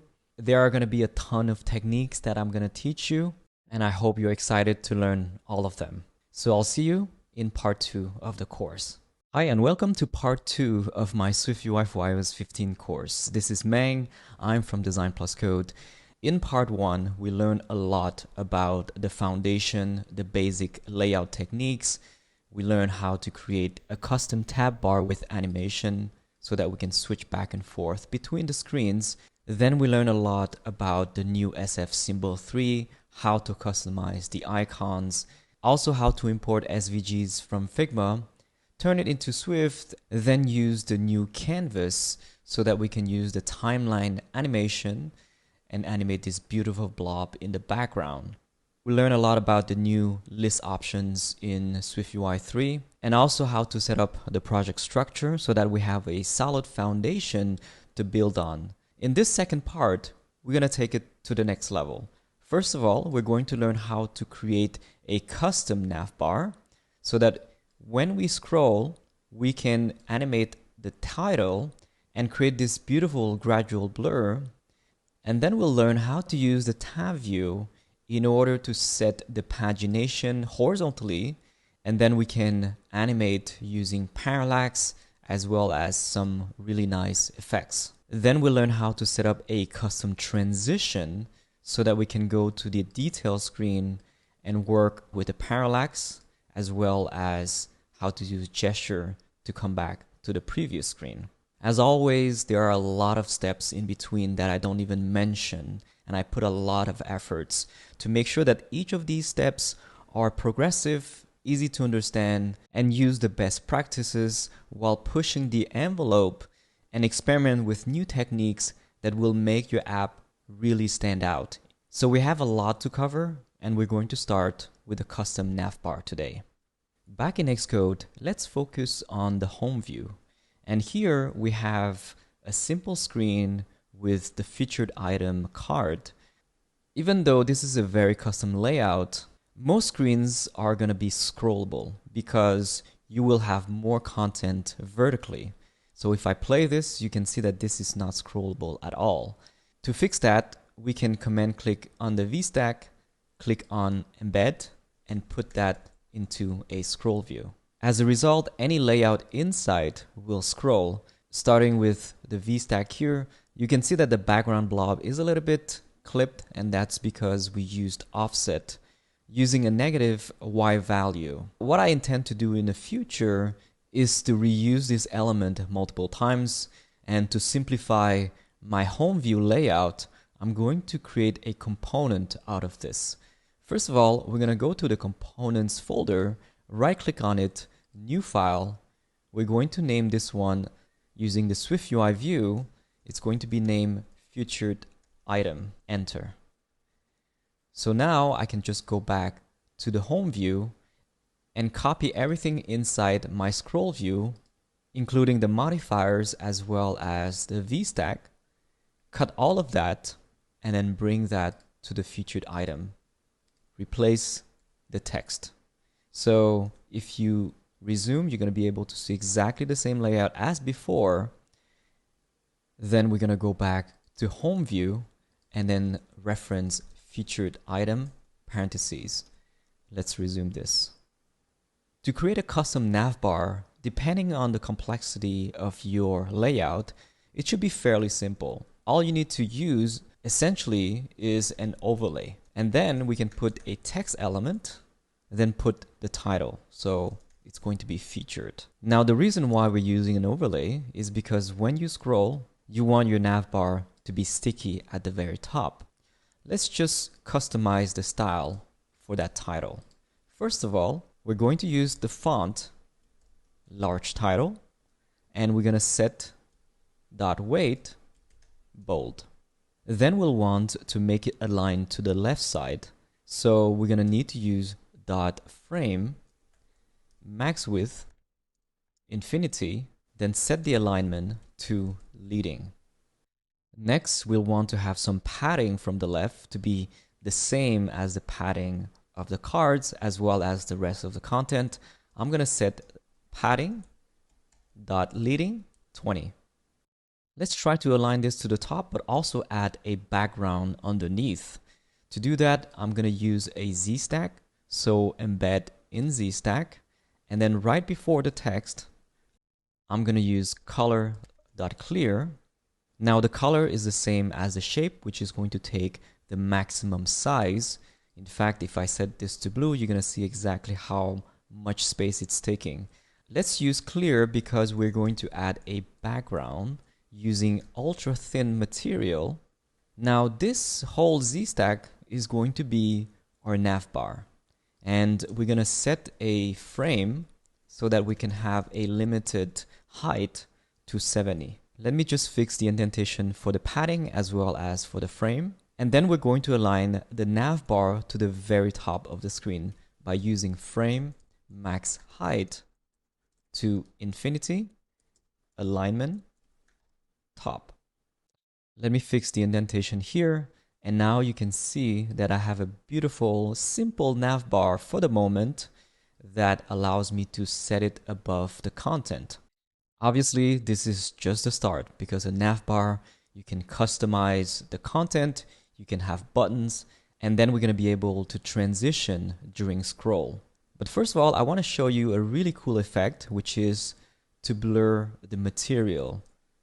So we're going to add a modifier called blur using radius to 10.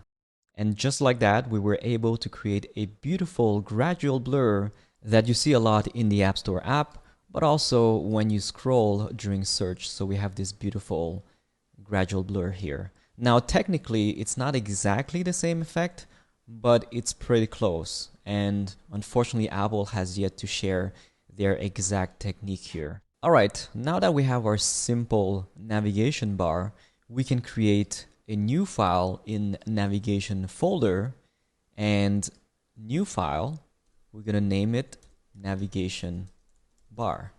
Enter. Here, I'm going to move from the home view everything including the Z stack, reference navigation bar parentheses, and then go back to navigation bar, replace the text with the Z stack. As a result, it should look like this in my navigation bar file, and we're going to make the title customizable because we want to be able to reuse this navigation bar in multiple screens. So let's set a variable title is equal to empty by default. Now this implies that it's a string, so I don't need to set the type.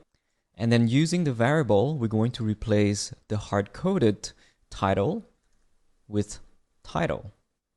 So when you work with empty defaults for your components, what you can do is to set the preview to not be empty. Inside the parentheses, I'm going to set a title, and let's say by default, we're going to use featured. And what is interesting about the preview is that you can customize it any way you wish, and it's only going to affect your preview and not the actual app. This is where you can test in dark mode, accessibility features, and with different data. Now let me go back to home view. Since the navigation bar has a default title which is empty, it's not going to require it, but I can decide to customize by setting the required value. So as you can see on the basic level, to create a custom navbar, it's very simple, but what's going to be hard is when we're going to add the beautiful transition, detecting the scrolling, adding the buttons, and animating the title. And another thing that I wanted to show you was how to use the save area inset so that we can fix this spacing problem for the content. And that's also going to be useful for the tab bar. I'll show you that technique in the next session. I'll see you then. Hey there, and welcome back. This is session 23rd of my swiftUI for iOS 15 course. Let's learn about save area inset today because it's really important when you create a custom navbar and tab bar. Oftentimes, you're going to have your content which needs an offset. Now, you could use offset or create a fake spacing using a rectangle with clear color, or you can use the right technique, which is the save area inset. What we don't see here is the scroll bar, and it's going to be more obvious if we had a scroll bar. To show that, we're going to use a color clear, and we're going to set the frame to a height of 1000. When you have that, you will see the scroll bar, and ideally we don't want the scroll bar to be underneath either the nav bar or the tab bar. So the save area inset is a modifier dot save area inset. We're going to use vertical edge, and we're going to set dot top. For the content, press enter. The save area is going to take the size of the content. To make it more customizable, I'm going to use a color clear with a frame and set the height to 70. So what is the save area inset and what is it useful for? Well, oftentimes you're going to have a custom navbar and tab bar, of course, but also you could have a float-in button that you don't want to overlap against the content. So as a result, you can see that we have our offset here, but also you can see that the scroll bars are outside of that save area inset. So in short, this is kind of like creating your own save area, which by default, Apple has set for the notch and also for the home indicator. If you notice, for most apps, there will always be an offset here, and it's not supposed to be overlapping with the content, either the tab bar or the nav bar, and the same for the scroll bars. This is great, but let's also apply that to the tab bar. And we're going to go to the content view. If I click play, you can see that we have the content, except that we have also the tab bar. Now, the scroll bars are definitely underneath the tab bar, and we're going to need to fix that. Now, the same way, we're going to go to the Z stack and apply save area inset vertical edge. We're going to set this to the bottom instead. For the content, we're going to set color.clear.frame and set the height of 44. As a result, you can see that it's no longer underneath the tab bar. Keep in mind that you don't have to set a clear color. You could also create a button and put it in the space that you don't want to overlap with the content, such as the action button that you see often in the bottom right, but also a giant button at the very bottom of the screen. And the save area inset can be useful for that. In this case, since I'm using a custom tab bar and nav bar, I prefer to have more control over the size of the save area inset by using a color clear so that it's invisible. Now, while we're here, we can definitely clean up this part because we don't need to set a frame anymore to each of those views using the group. So we can essentially remove the group and just stick to the switch. And that's because we expect every view to take the full screen. Great, let's go back to the navigation bar. Next, we want to add the navigation bar buttons. And here we're using a Z-stack, so every single layer is going to be on top of each other. And therefore, I'm going to add a new one. And let's start with an image. We're going to use system name magnifying glass. So this is the SF symbol. And then I'm going to make it bigger by using font. Let's use the body size. And I'm going to set the weight to bold. Then I want to set a consistent frame using a width of 36, height of 36. The foreground color is secondary.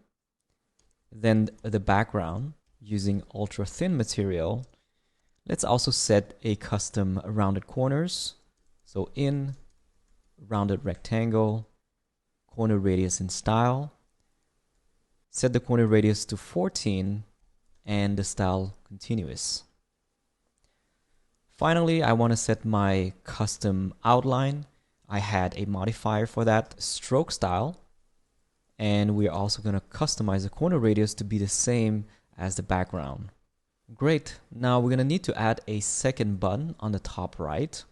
And before doing that, we're going to embed the image inside an H stack. Therefore, right after the image, we're going to add the default avatar image. So drag and drop that. It's going to take the original size by default. We're going to set it to resizable so that we can customize it.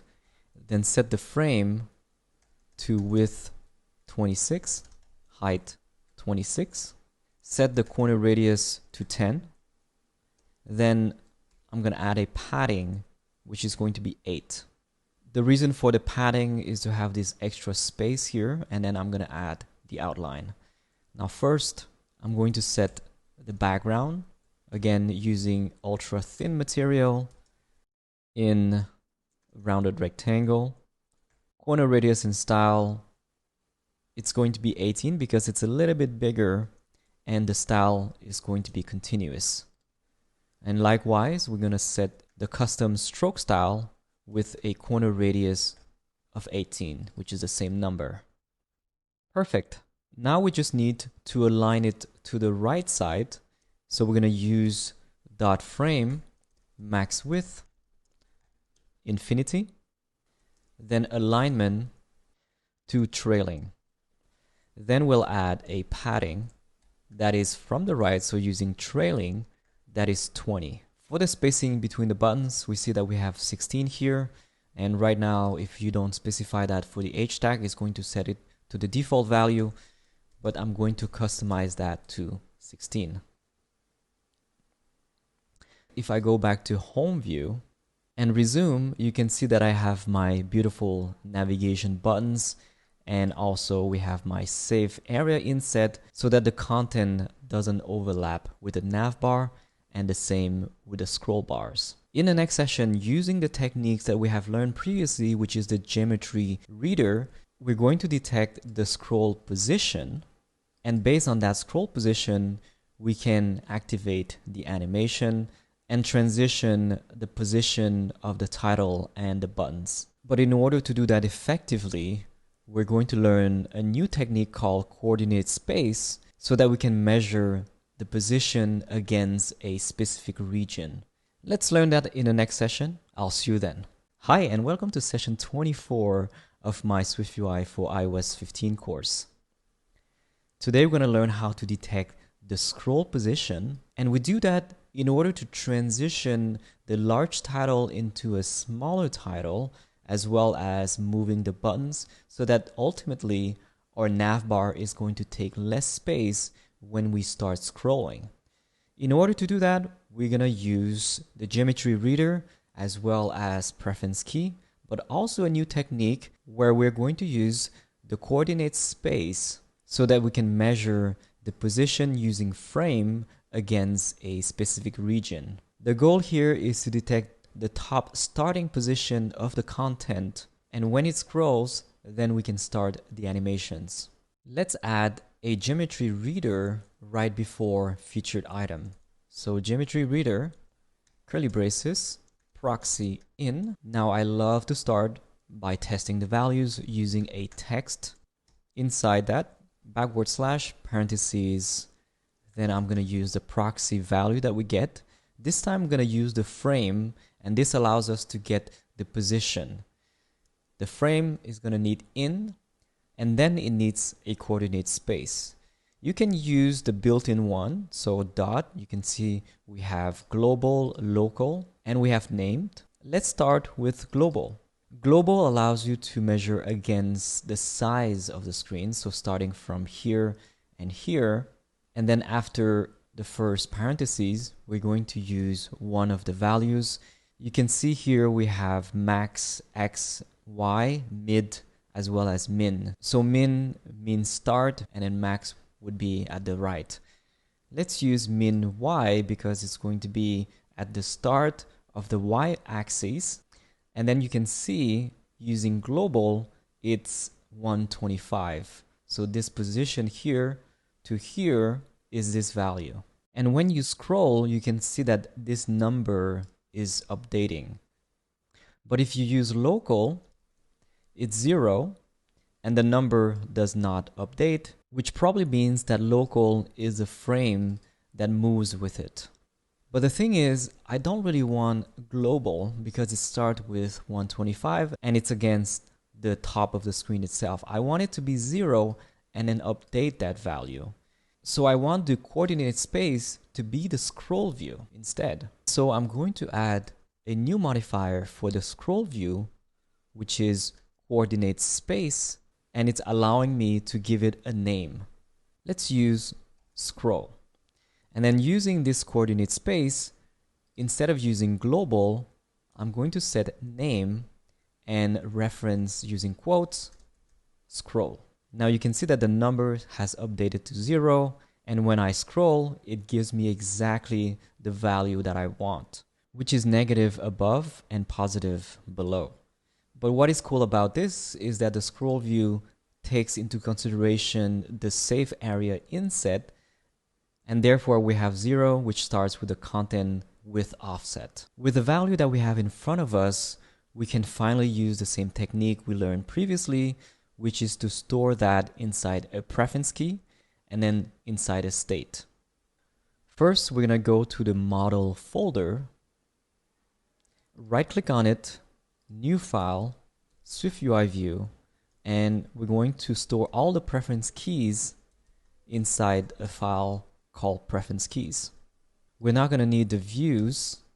We're going to create a standard preference key. So struct, we're going to call that scroll preference key of type preference key, curly braces, then type default value, let it autocomplete. The value is a CG float. Let's set it to 0 by default. Then for the function, reduce, autocomplete that, change the value to next value parentheses. Going back to home view, let's create color clear, then update the preference key using the preference modifier. The key is going to be scroll preference key.self, and the value is going to be proxy.frame in name scroll. Then at the end of the second parentheses, you can see that when you move the keyboard arrows, which tells you where it starts and where it ends, and then we're going to set min y. Next, I'm going to set a state var has scroll is equal to false by default. Now I only need a Boolean value, which means that if it exceeds a certain number, it's going to tell me that the scroll has started, therefore starting the animation, otherwise reset the animation. With this state, right after coordinate space, I can use unpreference change with a value and perform scroll preference key dot self and perform, press enter. We get the value in. Now because this is a Boolean, I'm going to set a condition. if the value is less than 0, which means if it's negative, then set has scroll is equal to true. Else has scroll is equal to false. Perfect. Now that we have our state, we can use that on the navigation bar. So I'm going to set opacity.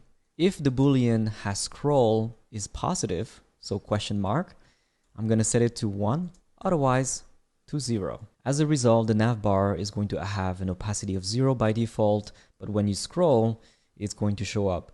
The only problem is, for some reason, it doesn't work for me in the preview, so I'm going to build that in the iOS simulator.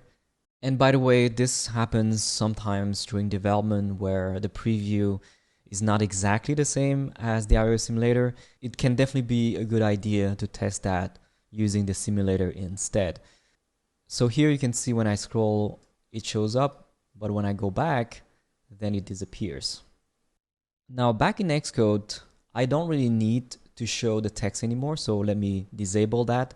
And secondly, oftentimes elements take a default size. So in this case for the geometry reader, even though you don't see it, but it does take a height.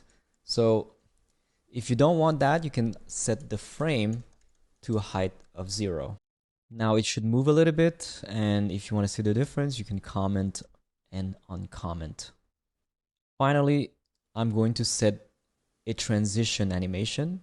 So if I want to apply to both at the same time, I can just wrap the whole thing, including the if statement. So with animation, and then we're going to put the if statement inside. Then we can customize the animation to one of the default ones that I really like, which is ease in out. So we're going to test that in the simulator. And there you go. We have a beautiful transition. And all that's left is to apply the animations to the font as well as to the buttons. In the next session, I want to show you how to use binding to pass the state and synchronize between two views, because we want to have this state to be available both in the view and inside the navigation bar. So I'll see you in the next session. This is session 25 of my swiftUI for iOS 15 course.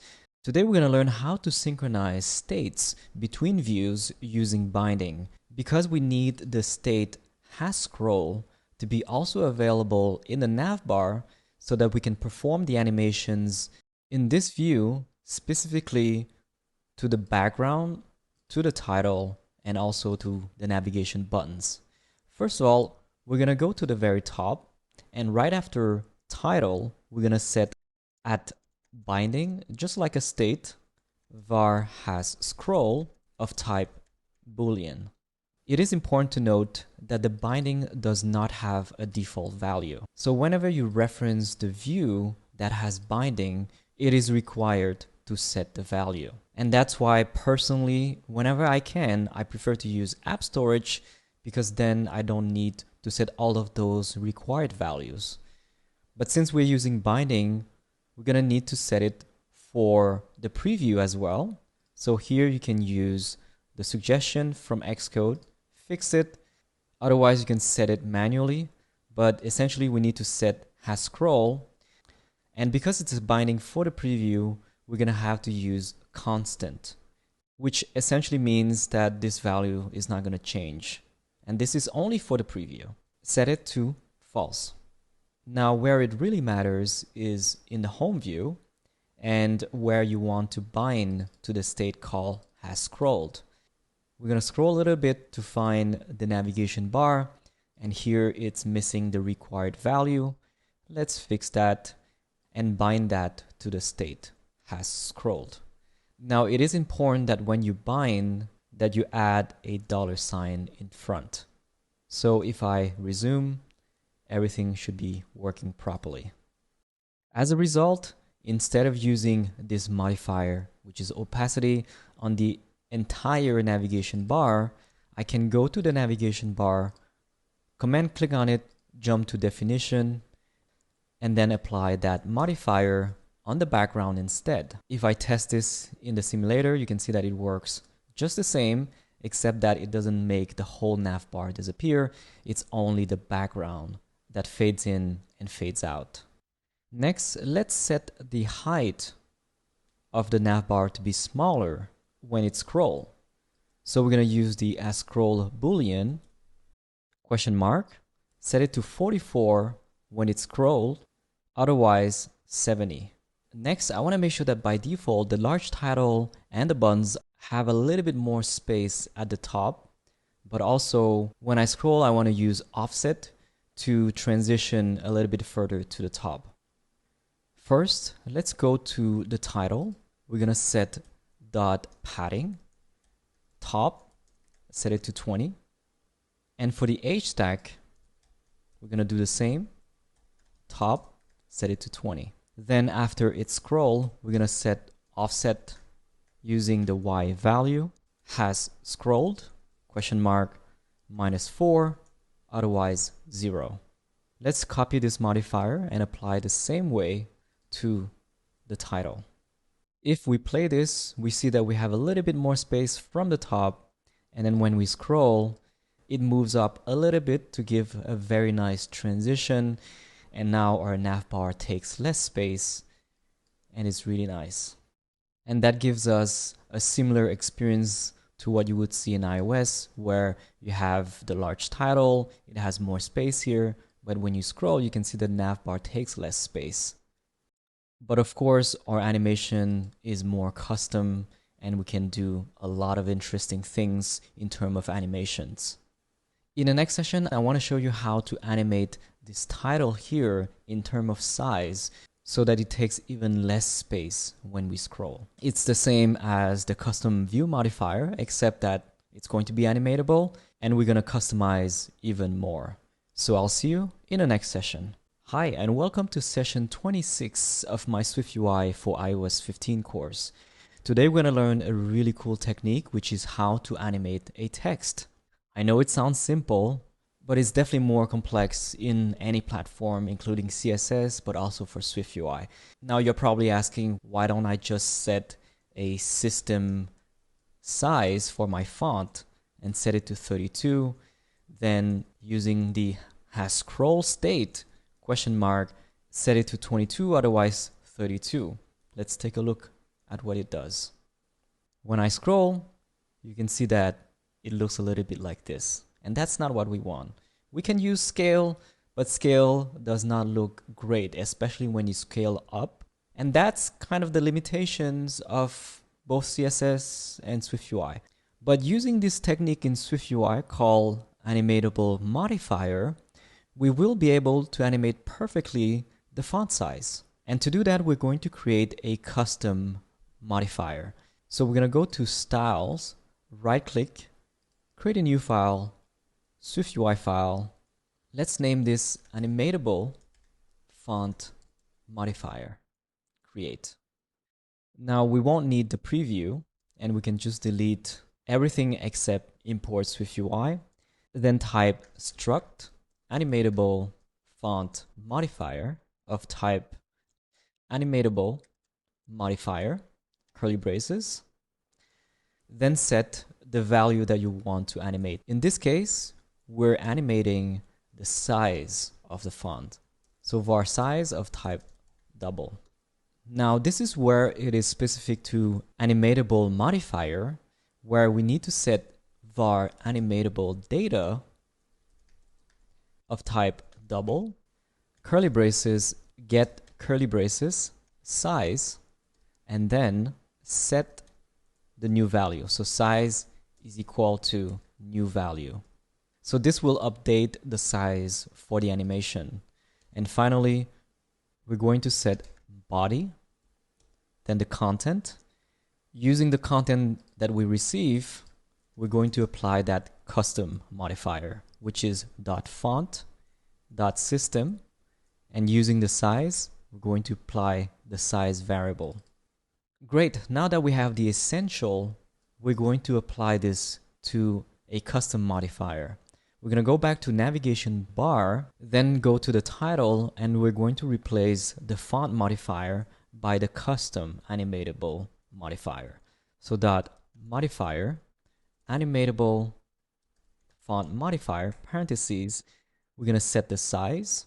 Using the state has scroll, question mark, we're going to set 22, otherwise 34. Let's build this and see the results in the simulator. And there we go. We have a beautiful custom size animation to the title. But now we also want to customize the weight of the font and also the design of the font if we choose to. So let's go back to animatable font modifier. Let's add new variables. So var weight of type font.weight, and we're going to set the default, which is going to be regular. Next, var design font.design is equal to .default. With this, we're going to customize the font, and we have the option to use .system, and here we have more values, including the weight and the design. It's worth noting that when you don't know the types of each of these values, you can always check the documentations or the auto completions using the placeholders. So let's replace size by size, weight by weight, and design by design. Additionally, if you remember, we can create an extension to the view in order to make it simpler to have a custom modifier. So let's do that by typing extension view curly braces func, the name of our modifier, which is animatable font, parentheses, then set the values that we want to customize. So size of type double, weight of type font.weight, then design of type font.design. This is going to return some view, so arrow some view, curly braces. Then we're going to set self, which references the view itself, modifier, parentheses, animatable font modifier. And here it's important to use exactly the same name using capital A. Then parentheses, we're going to pass the three values, including size, weight, and design. Great, now that we have the extension, we're going to go back to navigation bar. Instead of using this long modifier, we're going to replace it with animatable font, then set the size, which is 34. The weight is going to be bold. And the design, if we want to make it optional, we can always go back here and set right after the type to .default. And the same for the weight, if we want to make it optional, is equal to .regular. So now I'm going to go back to navigation bar and I can delete the design value. Finally, we're going to apply the animation, which is has scrolled, question mark 22, otherwise 34. Let's build this. And voila, we have the title, which is customizable, and now it's set to bold and it's animating. I hope you enjoyed learning how to create your own custom navbar and all the techniques in between. In the next session, we're going to learn how to use the tab view to create a horizontal pagination with animation. So I'll see you in the next session. Hello and welcome back to session 27 of my swiftUI for iOS 15 course. In the next videos, we're going to learn how to create this beautiful transition using the tab view, and we're going to use Geometry Reader to detect the X position so that we can get a very nice parallax effect. I promise it's not as hard as it looks, and also we're going to learn a lot of interesting techniques along the way. Let's go back to Xcode, and we're going to start with the home view, in which we have the featured item, which is this card right here. Next, we're going to use the tab view. If you remember, we used the tab view to create a built-in tab bar. But in this case, we're going to use it to create a horizontal pagination. So to do that, first we're going to wrap this inside a tab view. When you do that, you're going to see nothing because typically you need to set the tab bar item. But in this case, we're going to change the tab view style to page instead. And when you do that, you're going to see a portion of it, which is why we're going to need to set a frame with a height of 430. At this moment, we can play, and you're going to see that it doesn't really do anything. And that's because we need more than one item. So we can command click on featured item and make it repeat 5 times. When you do that, you're going to be able to swipe from left to right, just like that. So you can see it's very easy to set a very simple horizontal navigation as long as your content is full width. If you want to remove these little circles for the pagination, we can set .page parentheses index display mode and then set dot. Now we can select never.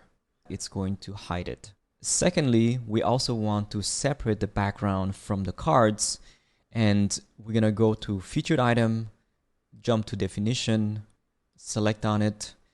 Here, if you scroll down a little bit, you're going to find the overlay as well as the background blob. So let's cut the background blob and then go back to home. Then we can put that background blob right after the frame. So when you resume this, you're going to see that it's separate from the actual cards, and it creates this beautiful transition where one doesn't move and the other one does. Especially with the blur material, it creates a very interesting effect. And that's all we needed to do if you have a simple horizontal scroll. But we can't stop here. We want to make it even more interesting using parallax and some animations. So let's do that. But first, we're going to add some data so that each of these cards are going to look a little bit different. So we're going to create the data model. We're going to right click on the model folder and then new file, swiftUI view. We're going to name this one course. Now we can delete the views, and we're going to start the data model struct course of type identifiable so that we can loop it using an ID. First, we're going to set the ID itself, and we're going to auto-generate using UUID parentheses. And at the same time, we have a default value. Then we're going to set each of those variables in the UI, including var title of type string, then var subtitle of type string as well, var text of type string, var image of type string, and finally var logo of type string. Now for the data, if you don't want to repeat these steps, as we've learned before, you can always copy and paste from the actual content. So let's create the sample data. It's going to be called var courses, and we're going to set an array using square brackets. Then we're going to call our course data model parentheses, and then we're going to fit the content that we want, and including the title, the subtitle, the text, the image. So at this point, it's pretty time consuming, so I'm just going to copy and paste from the content, just like this. So we have swiftUI for iOS 15, the subtitle, the text, and the illustration, as well as the logo, which can be found in the assets folder. So there's nothing confusing about this. All right, once that we have the data, we're going to go back to home view, and instead of using for each 0 to 4, which is 5 items, we're going to set courses from our sample data, and we can resume this. It's going to give us exactly the amount of items that we have in the data. We just need to make the featured item customizable. So we're going to jump there, and we're going to set the variable. It's simply going to be called var course of type course, which is the data model, and we're also going to need some sample data. In this case, we're going to call the array called courses, and using the square brackets, we're going to set the default value to 0, which is the first item. So whenever you work with an index value, it always starts with 0, which is the first item. Now, thanks to this data model, I'm going to be able to replace these values that are hard-coded such as the logo is going to be course.logo, then the title, course.title, next course.subtitle, and then course.text, and finally we have the illustration, which is course.image. Next, we're gonna go back to home view.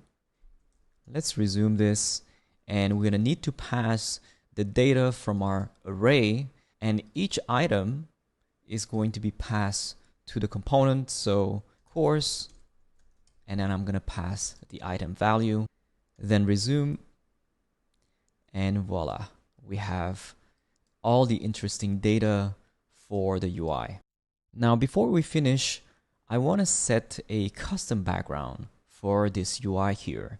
So first, I'm gonna command click on scroll view, embed that inside a Z stack so that I can put underneath the scroll view a color. It's going to be color, and the name, I already set that in my assets.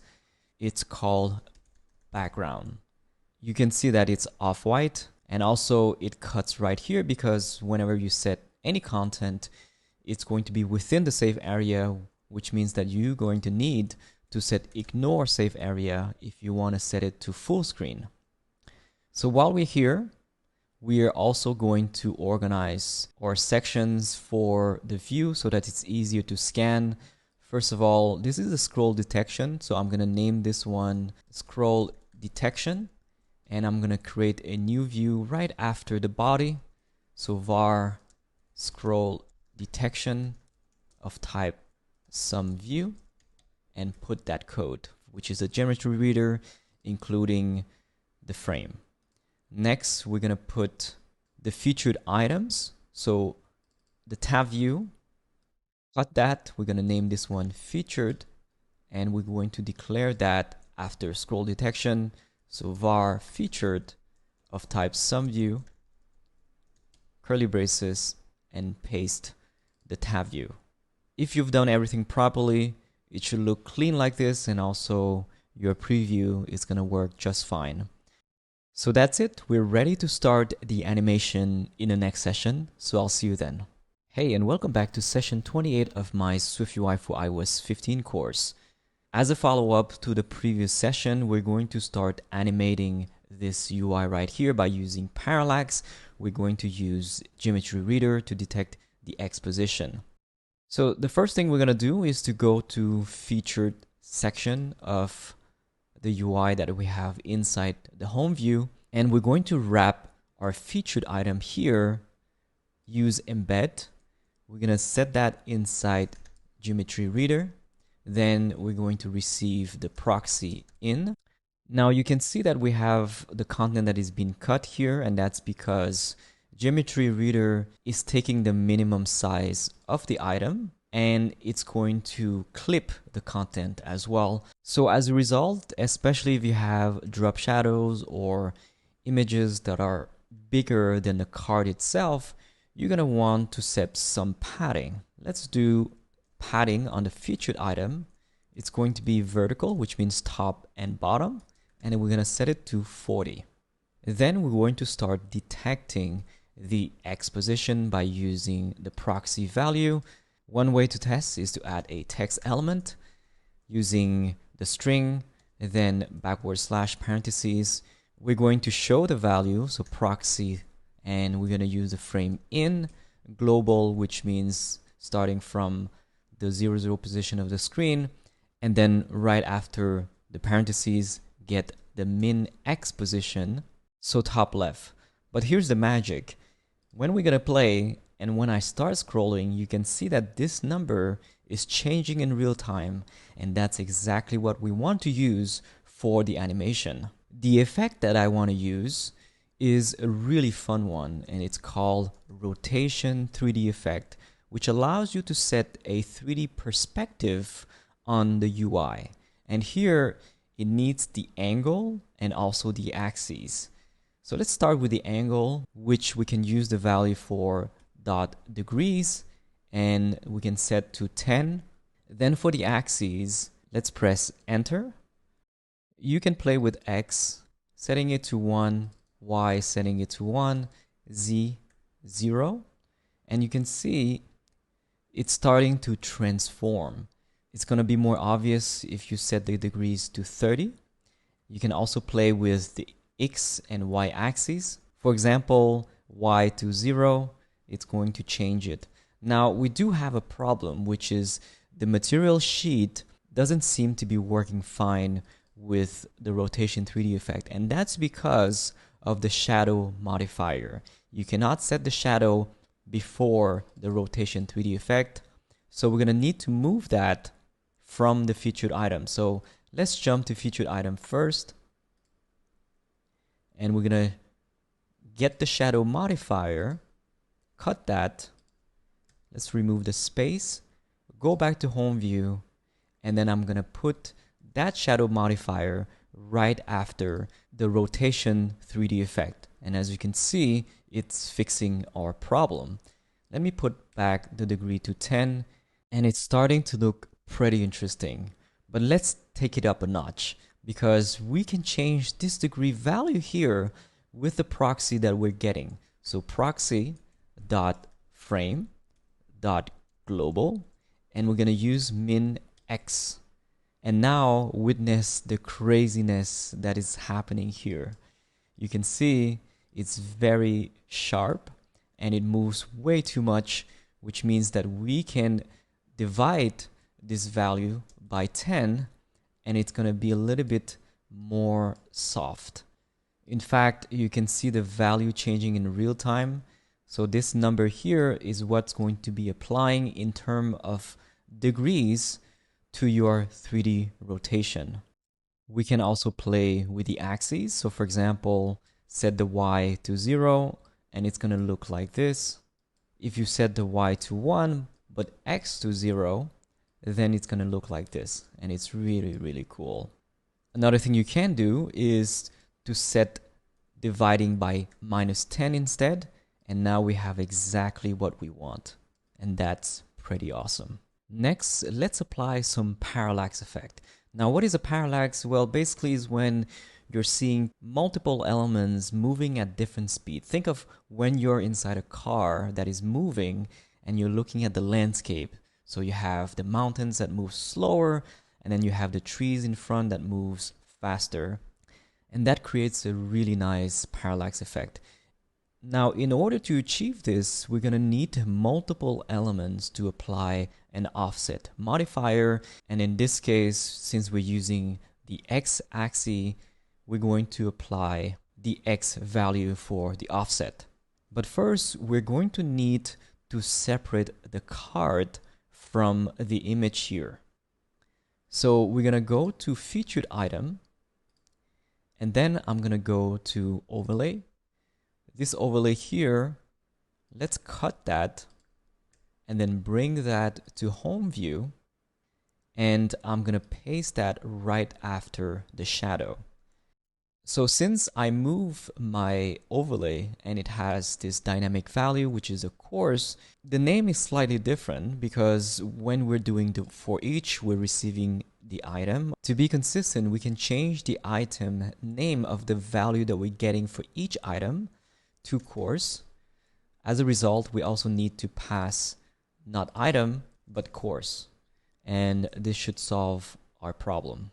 So thanks to this, I'm going to be able to apply an offset value on the featured item separate from the overlay, which is the image.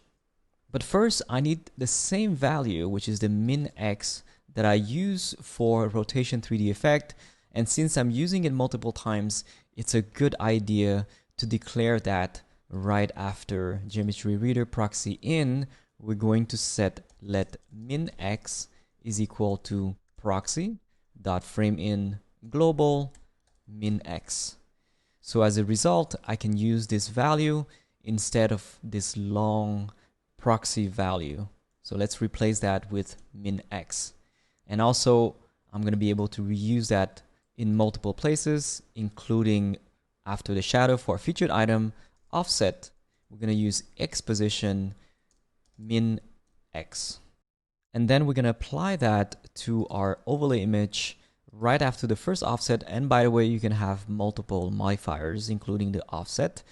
So we're going to add another one because we don't want to confuse this with the positioning. So let's set X and min X.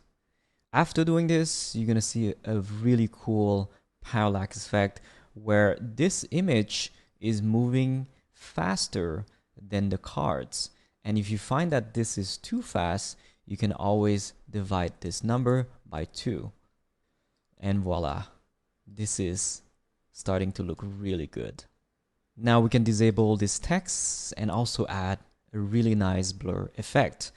It's going to be added right after shadow, so dot blur, and we're going to set the radius using the min X, and you're going to see that it's applying some blur. Maybe it's too strong, and it's also applying only on the second card that is coming, and that's because the value that we're getting is sometimes negative. So right when you have here, which means the card that is before is a negative value, and unfortunately that won't work with the blur radius, which means that we can transform this value to always be positive.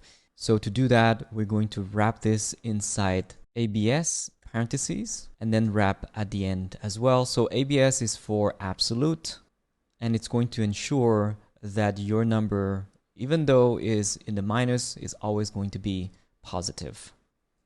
As a result, you can see that both the previous card and the next card is going to have that blur effect.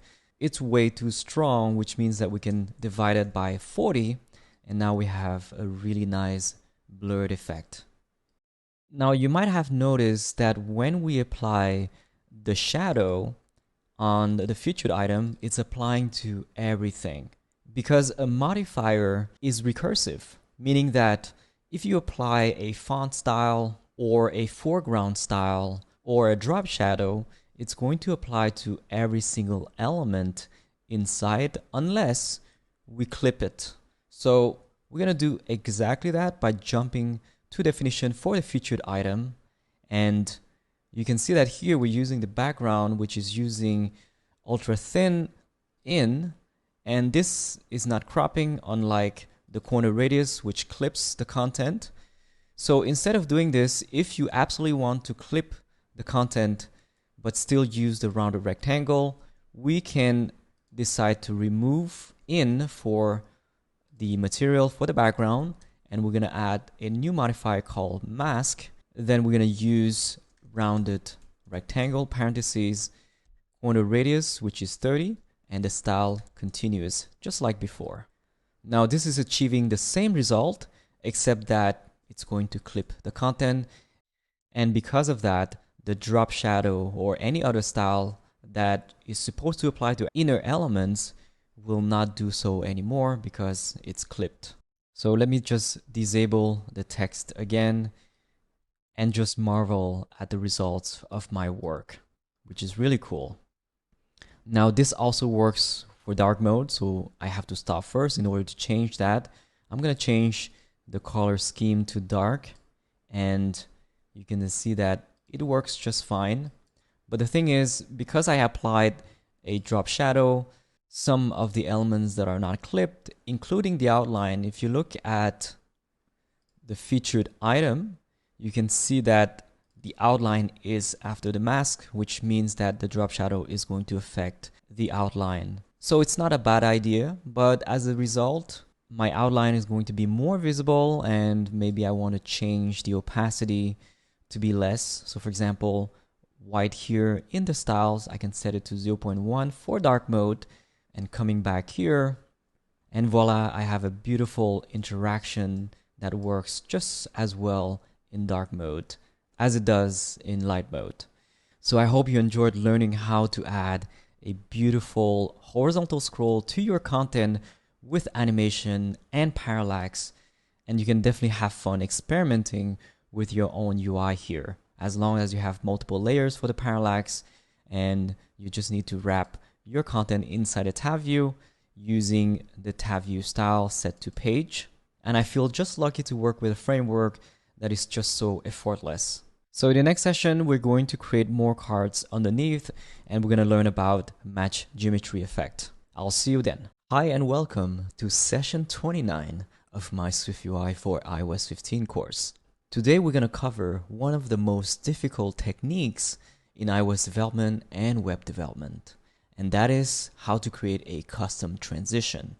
The goal here is to have a seamless transition between one screen to another and animating the shared elements between the two views. As a result, you create something that is immersive and really fun to use. So in order to achieve that, we're going to need to learn match geometry effect. Now there are many steps to the next videos, and I'm gonna try to teach step by step, but you can definitely expect a lot of interesting techniques along the way. Before we begin, I want to point out that since we implemented this horizontal scroll, the navbar stopped working. So back to Xcode, it's a very simple fix. You just need to move the unpreferenced change, cut that, and we're going to put that on the geometry reader instead. So if you build this again, you're going to see that when you scroll, the navbar animates back again. Back to Xcode, let's create a new component. Since we're going to have a lot of code and I don't want to confuse you, sometimes it's best to start from scratch using a completely new view. So we're going to do that, and it's going to be temporary. Let's right click on views. We're going to create a new view, swiftUI view, and we're going to name this one match view. Whenever you create a custom transition like this one, you want to plan things in the design file. So you have a beginning state and then the end state. And typically you're going to have shared elements. So from this card to this full screen, you have the same titles, the same background, the same image. As a result, we're going to play with those same elements. In order to use match geometry effect, we're going to need a namespace, which is essentially the same as a state. It's a space where the animation is going to exist across multiple views or across the same view. So at namespace, var namespace. Then we're going to need our animation state. So at state var show is equal to false by default. Once you have this resume, let's go to the text, and we're going to change that to swiftUI. This element here is going to be shared between the start and the end of the animation. So unlike a typical animation where you use the same element, we're going to duplicate this. But first, we need a parent container. So let's embed this inside a Z stack, and then we're going to copy this to get a second text. You don't see the change because one is on top of the other one. Next, for the animation, we're going to set a condition. So if show curly braces, then we're going to put the first text element, and else we're going to put the second text element. This is a matter of preference. I prefer to have the starting animation first. So I'm going to need to say if it's not showing yet, then show the first text, or else, which means when it's at the end of the animation, then show the second text. Next, we're going to need the event.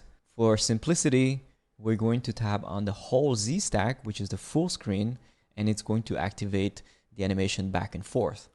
So we're going to set on tap gesture show.toggle. So far, this is a simple show and hide between two views.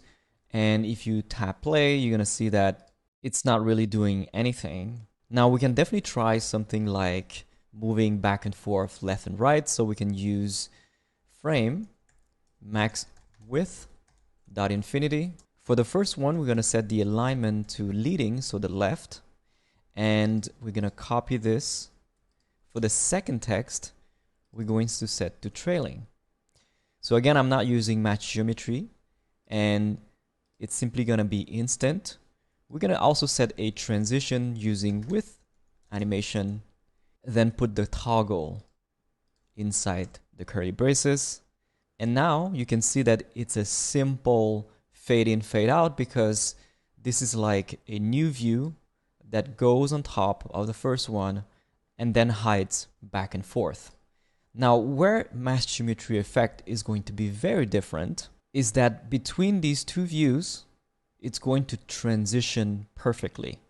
And in order to set up that, we're going to need to set dot match geometry effect, setting the ID as well as the namespace.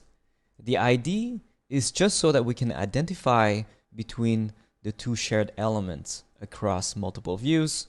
So this is going to be the title, and the namespace is pretty much always the same. And then we're going to copy this on the second text. Now watch the magic.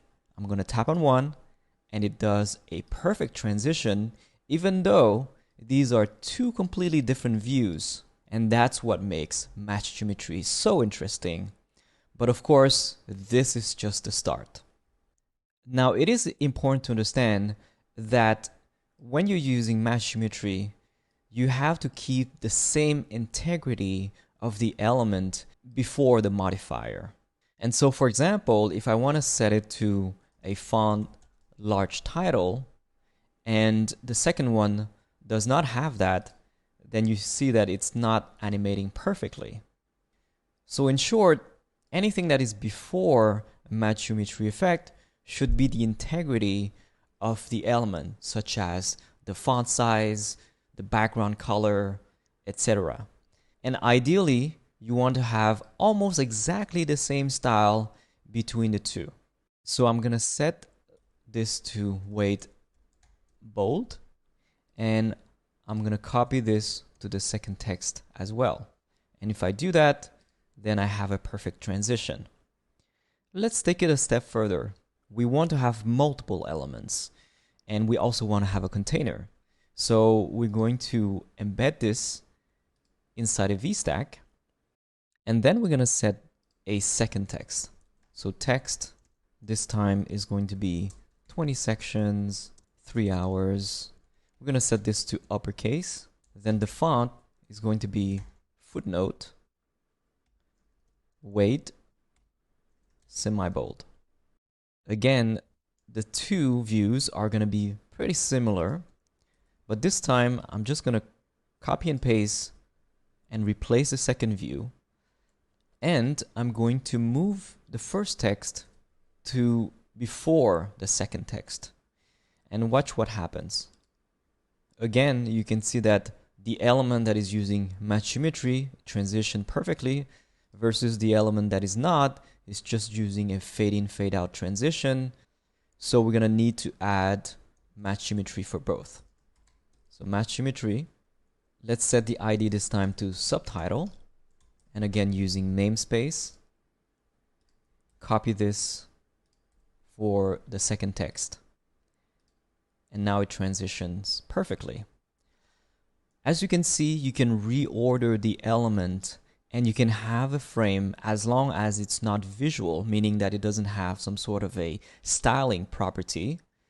Then your animation is going to be fine. Using padding, using spacing offset, it's going to work great. But what if you want to change the colors from one to the other?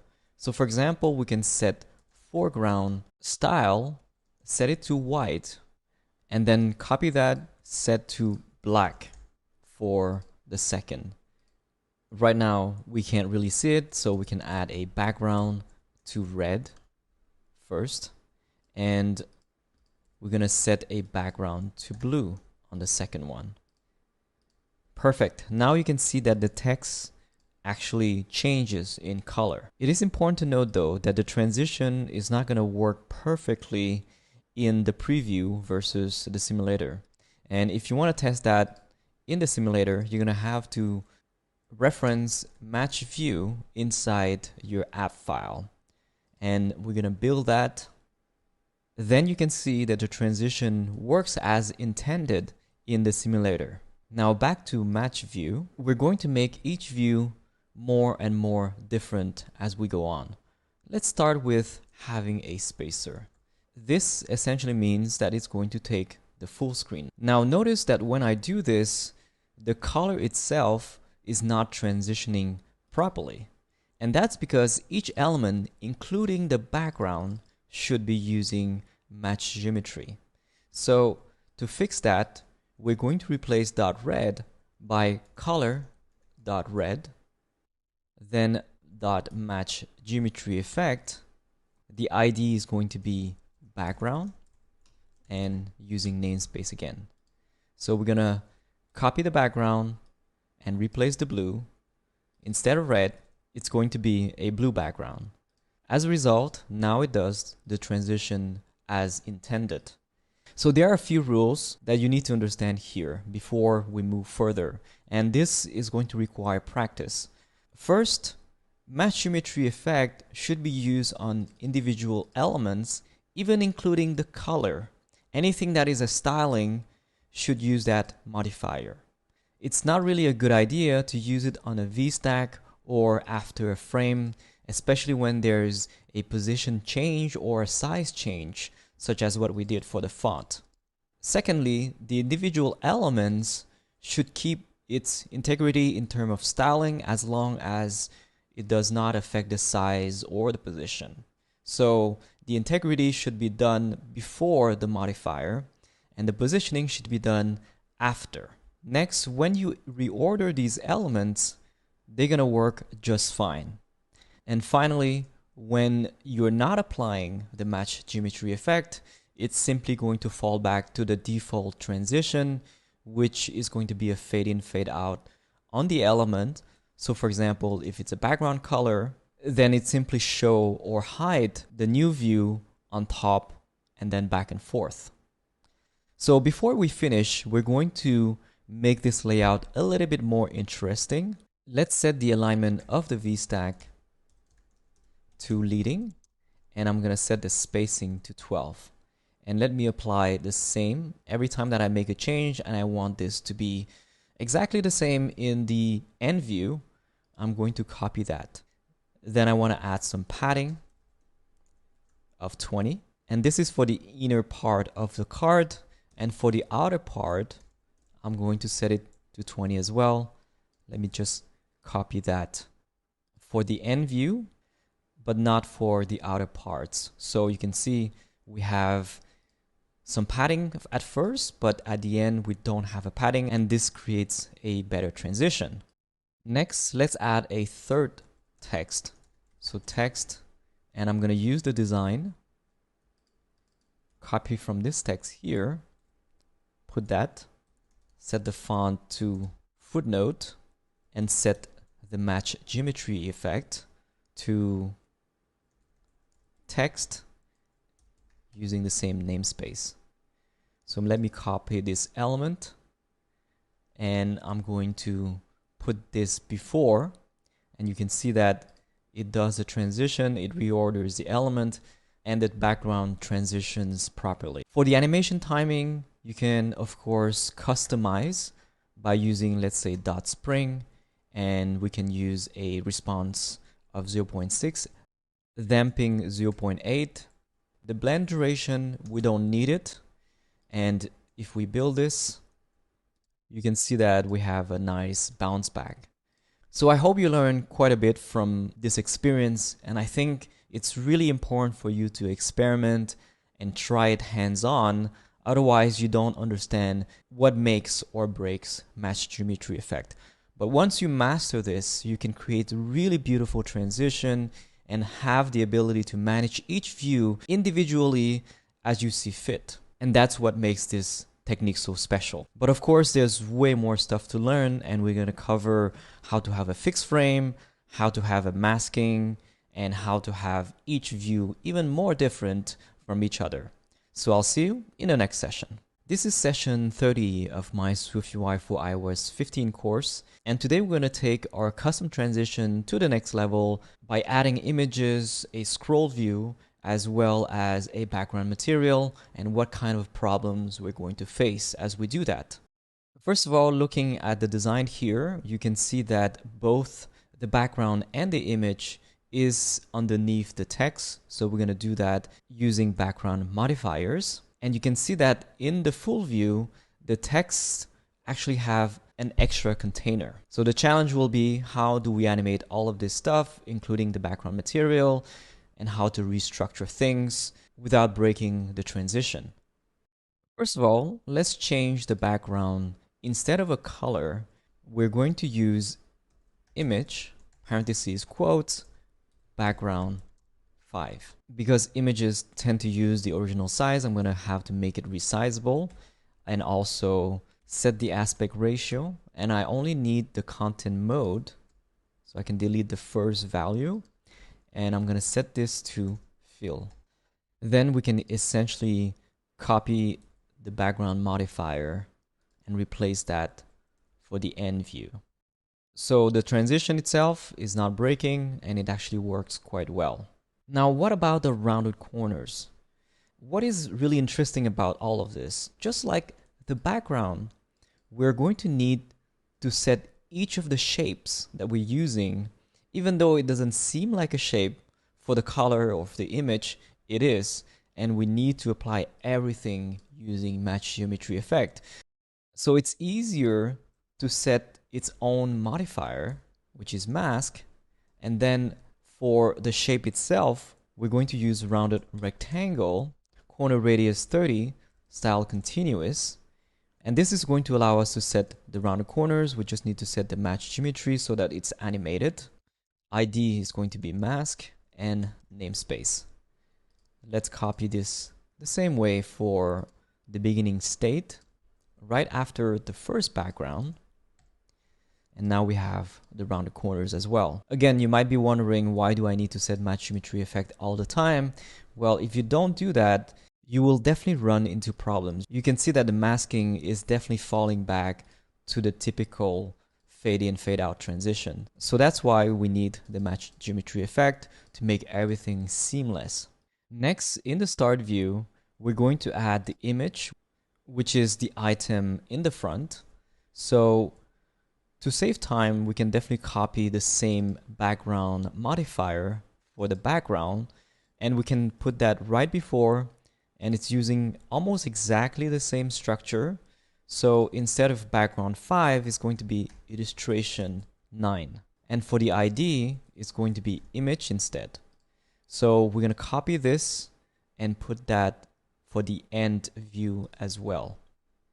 So it's going to look like this, but we can change to .fit instead of .fill. As a result, the image is not going to try to fill the entire screen at the cost of stretching everything.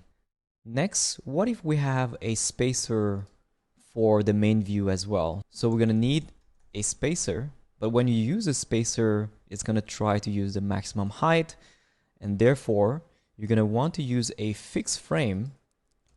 We're going to set the frame before the padding and set the height of 300. So it's definitely starting to look pretty good, just like in the design. Next, we're going to add a scroll view this time. So in the end view, command click on the VStack, embed, set the scroll view. Perfect. Now this is going to take the minimum size because it's scroll view, but you can see that everything is just super flexible as you make the changes to the structure, to the size, the padding, the scrolling, and all of that stuff.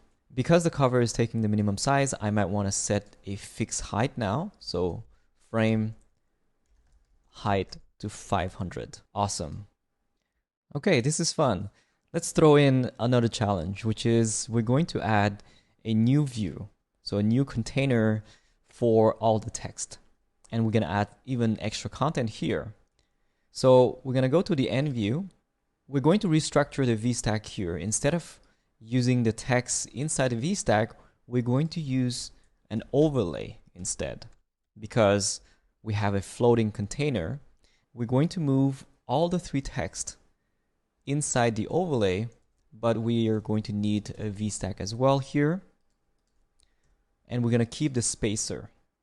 We're also going to move the alignment and the spacing, which applies to the text and not to the container here, like this. Now, by changing the structure, it's still going to work perfectly, except that the spacer here is on the V-stack, which means that it's going to take the maximum height, but not width.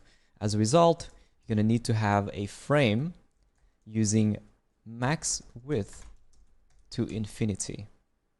So now it's going to compensate perfectly, because remember that we have the title that has a max width, or we have the content itself, which allows this VStack content to take the max width. But since this has been moved, we need to compensate that with this frame. Next, for the end view text, we're going to need a background material. So since we have a VStack here, we can apply that right there. Let's set a background on the VStack. And inside the background, again, we want to use Mesh Geometry effect on all of these individual shapes. So it's going to be a rectangle this time. Then I'm going to set the fill to ultra thin material. I want to have round corners, so I'm going to use mask rounded rectangle, parentheses corner radius, which is going to be 30, style continuous. Then we're going to set the match geometry effect. It's going to be called blur in the namespace. And we can move the entire container a little bit by using offset Y to 100. And also we want to add some padding, so padding 20 before the background. Next, we want to make the main card a little bit more readable, so we can use a real cool technique, again using the background blur with a blur. So let me just copy this background modifier and go to the main view, and I'm going to group these three texts together inside a VStack first and apply the background on that VStack. So let me create the VStack on the first text, put the background, and then move the other two texts. As a result, you might need to move your padding as well from the main VStack to the new VStack. So let's move this before the background. And also, because the alignment and the spacing applies to the text, we're going to move also the alignment on the VStack. Finally, we want to have a slightly different style, just like in the design. So we're going to add a blur modifier with a radius of 30. So that blurs the background a little bit. Of course, you can add a drop shadow to the text to make it even more readable. But you can see that the blur element itself transitions properly. Next, I'm just going to go to the end view. I'm going to fix some of the padding here, but also notice that I'm using a mask after the background, which means that it's going to clip the content. So for example, if I was to set 200 in terms of offset, the content itself is being clipped. So to fix that, I'm going to need to move the overlay after the mask, and that's very important. So as a result, you can see that I have no problem here. I can even add 50. It's going to go outside. And for the padding, this padding is useless. So I can move this padding right after the offset on the VStack inside the overlay. So now I have something that is almost exactly like what I have in the design. I might want to add some content before we finish. So on the overlay for the VStack, right after the third text, I'm going to add an H tag and put an avatar on the left and a text on the right. For the avatar, I can definitely reuse the code that I did earlier in my navigation bar. And if I scroll a little bit, I'm going to find the avatar. So I can just copy this code here, go back to match view, and paste that. Next, I'm just going to add a text on the right side. Let's write taught by Mengto or whatever text you want to put. We're going to set the font to footnote. We can even add a divider, which is a built-in line that is 1 point, which is not going to double in size or triple in size depending on the density of the screen. So it's this line right here, and that's all the code that you need. So look at this, it's pretty awesome. And we can just change back the order of the text, because at this point we can just follow the design and we don't need to demonstrate anymore the power of mesh geometry. So in the next session, I want to show you how to create views out of this demo match view, because we don't necessarily want to use the main card in its own view. We actually want to use it on the home view. And also we want to create a detail view for the end screen. So we need to separate that. We're going to need to synchronize the namespace between all of those views. Then we're going to solve more problems as we go. So I'll see you in the next video.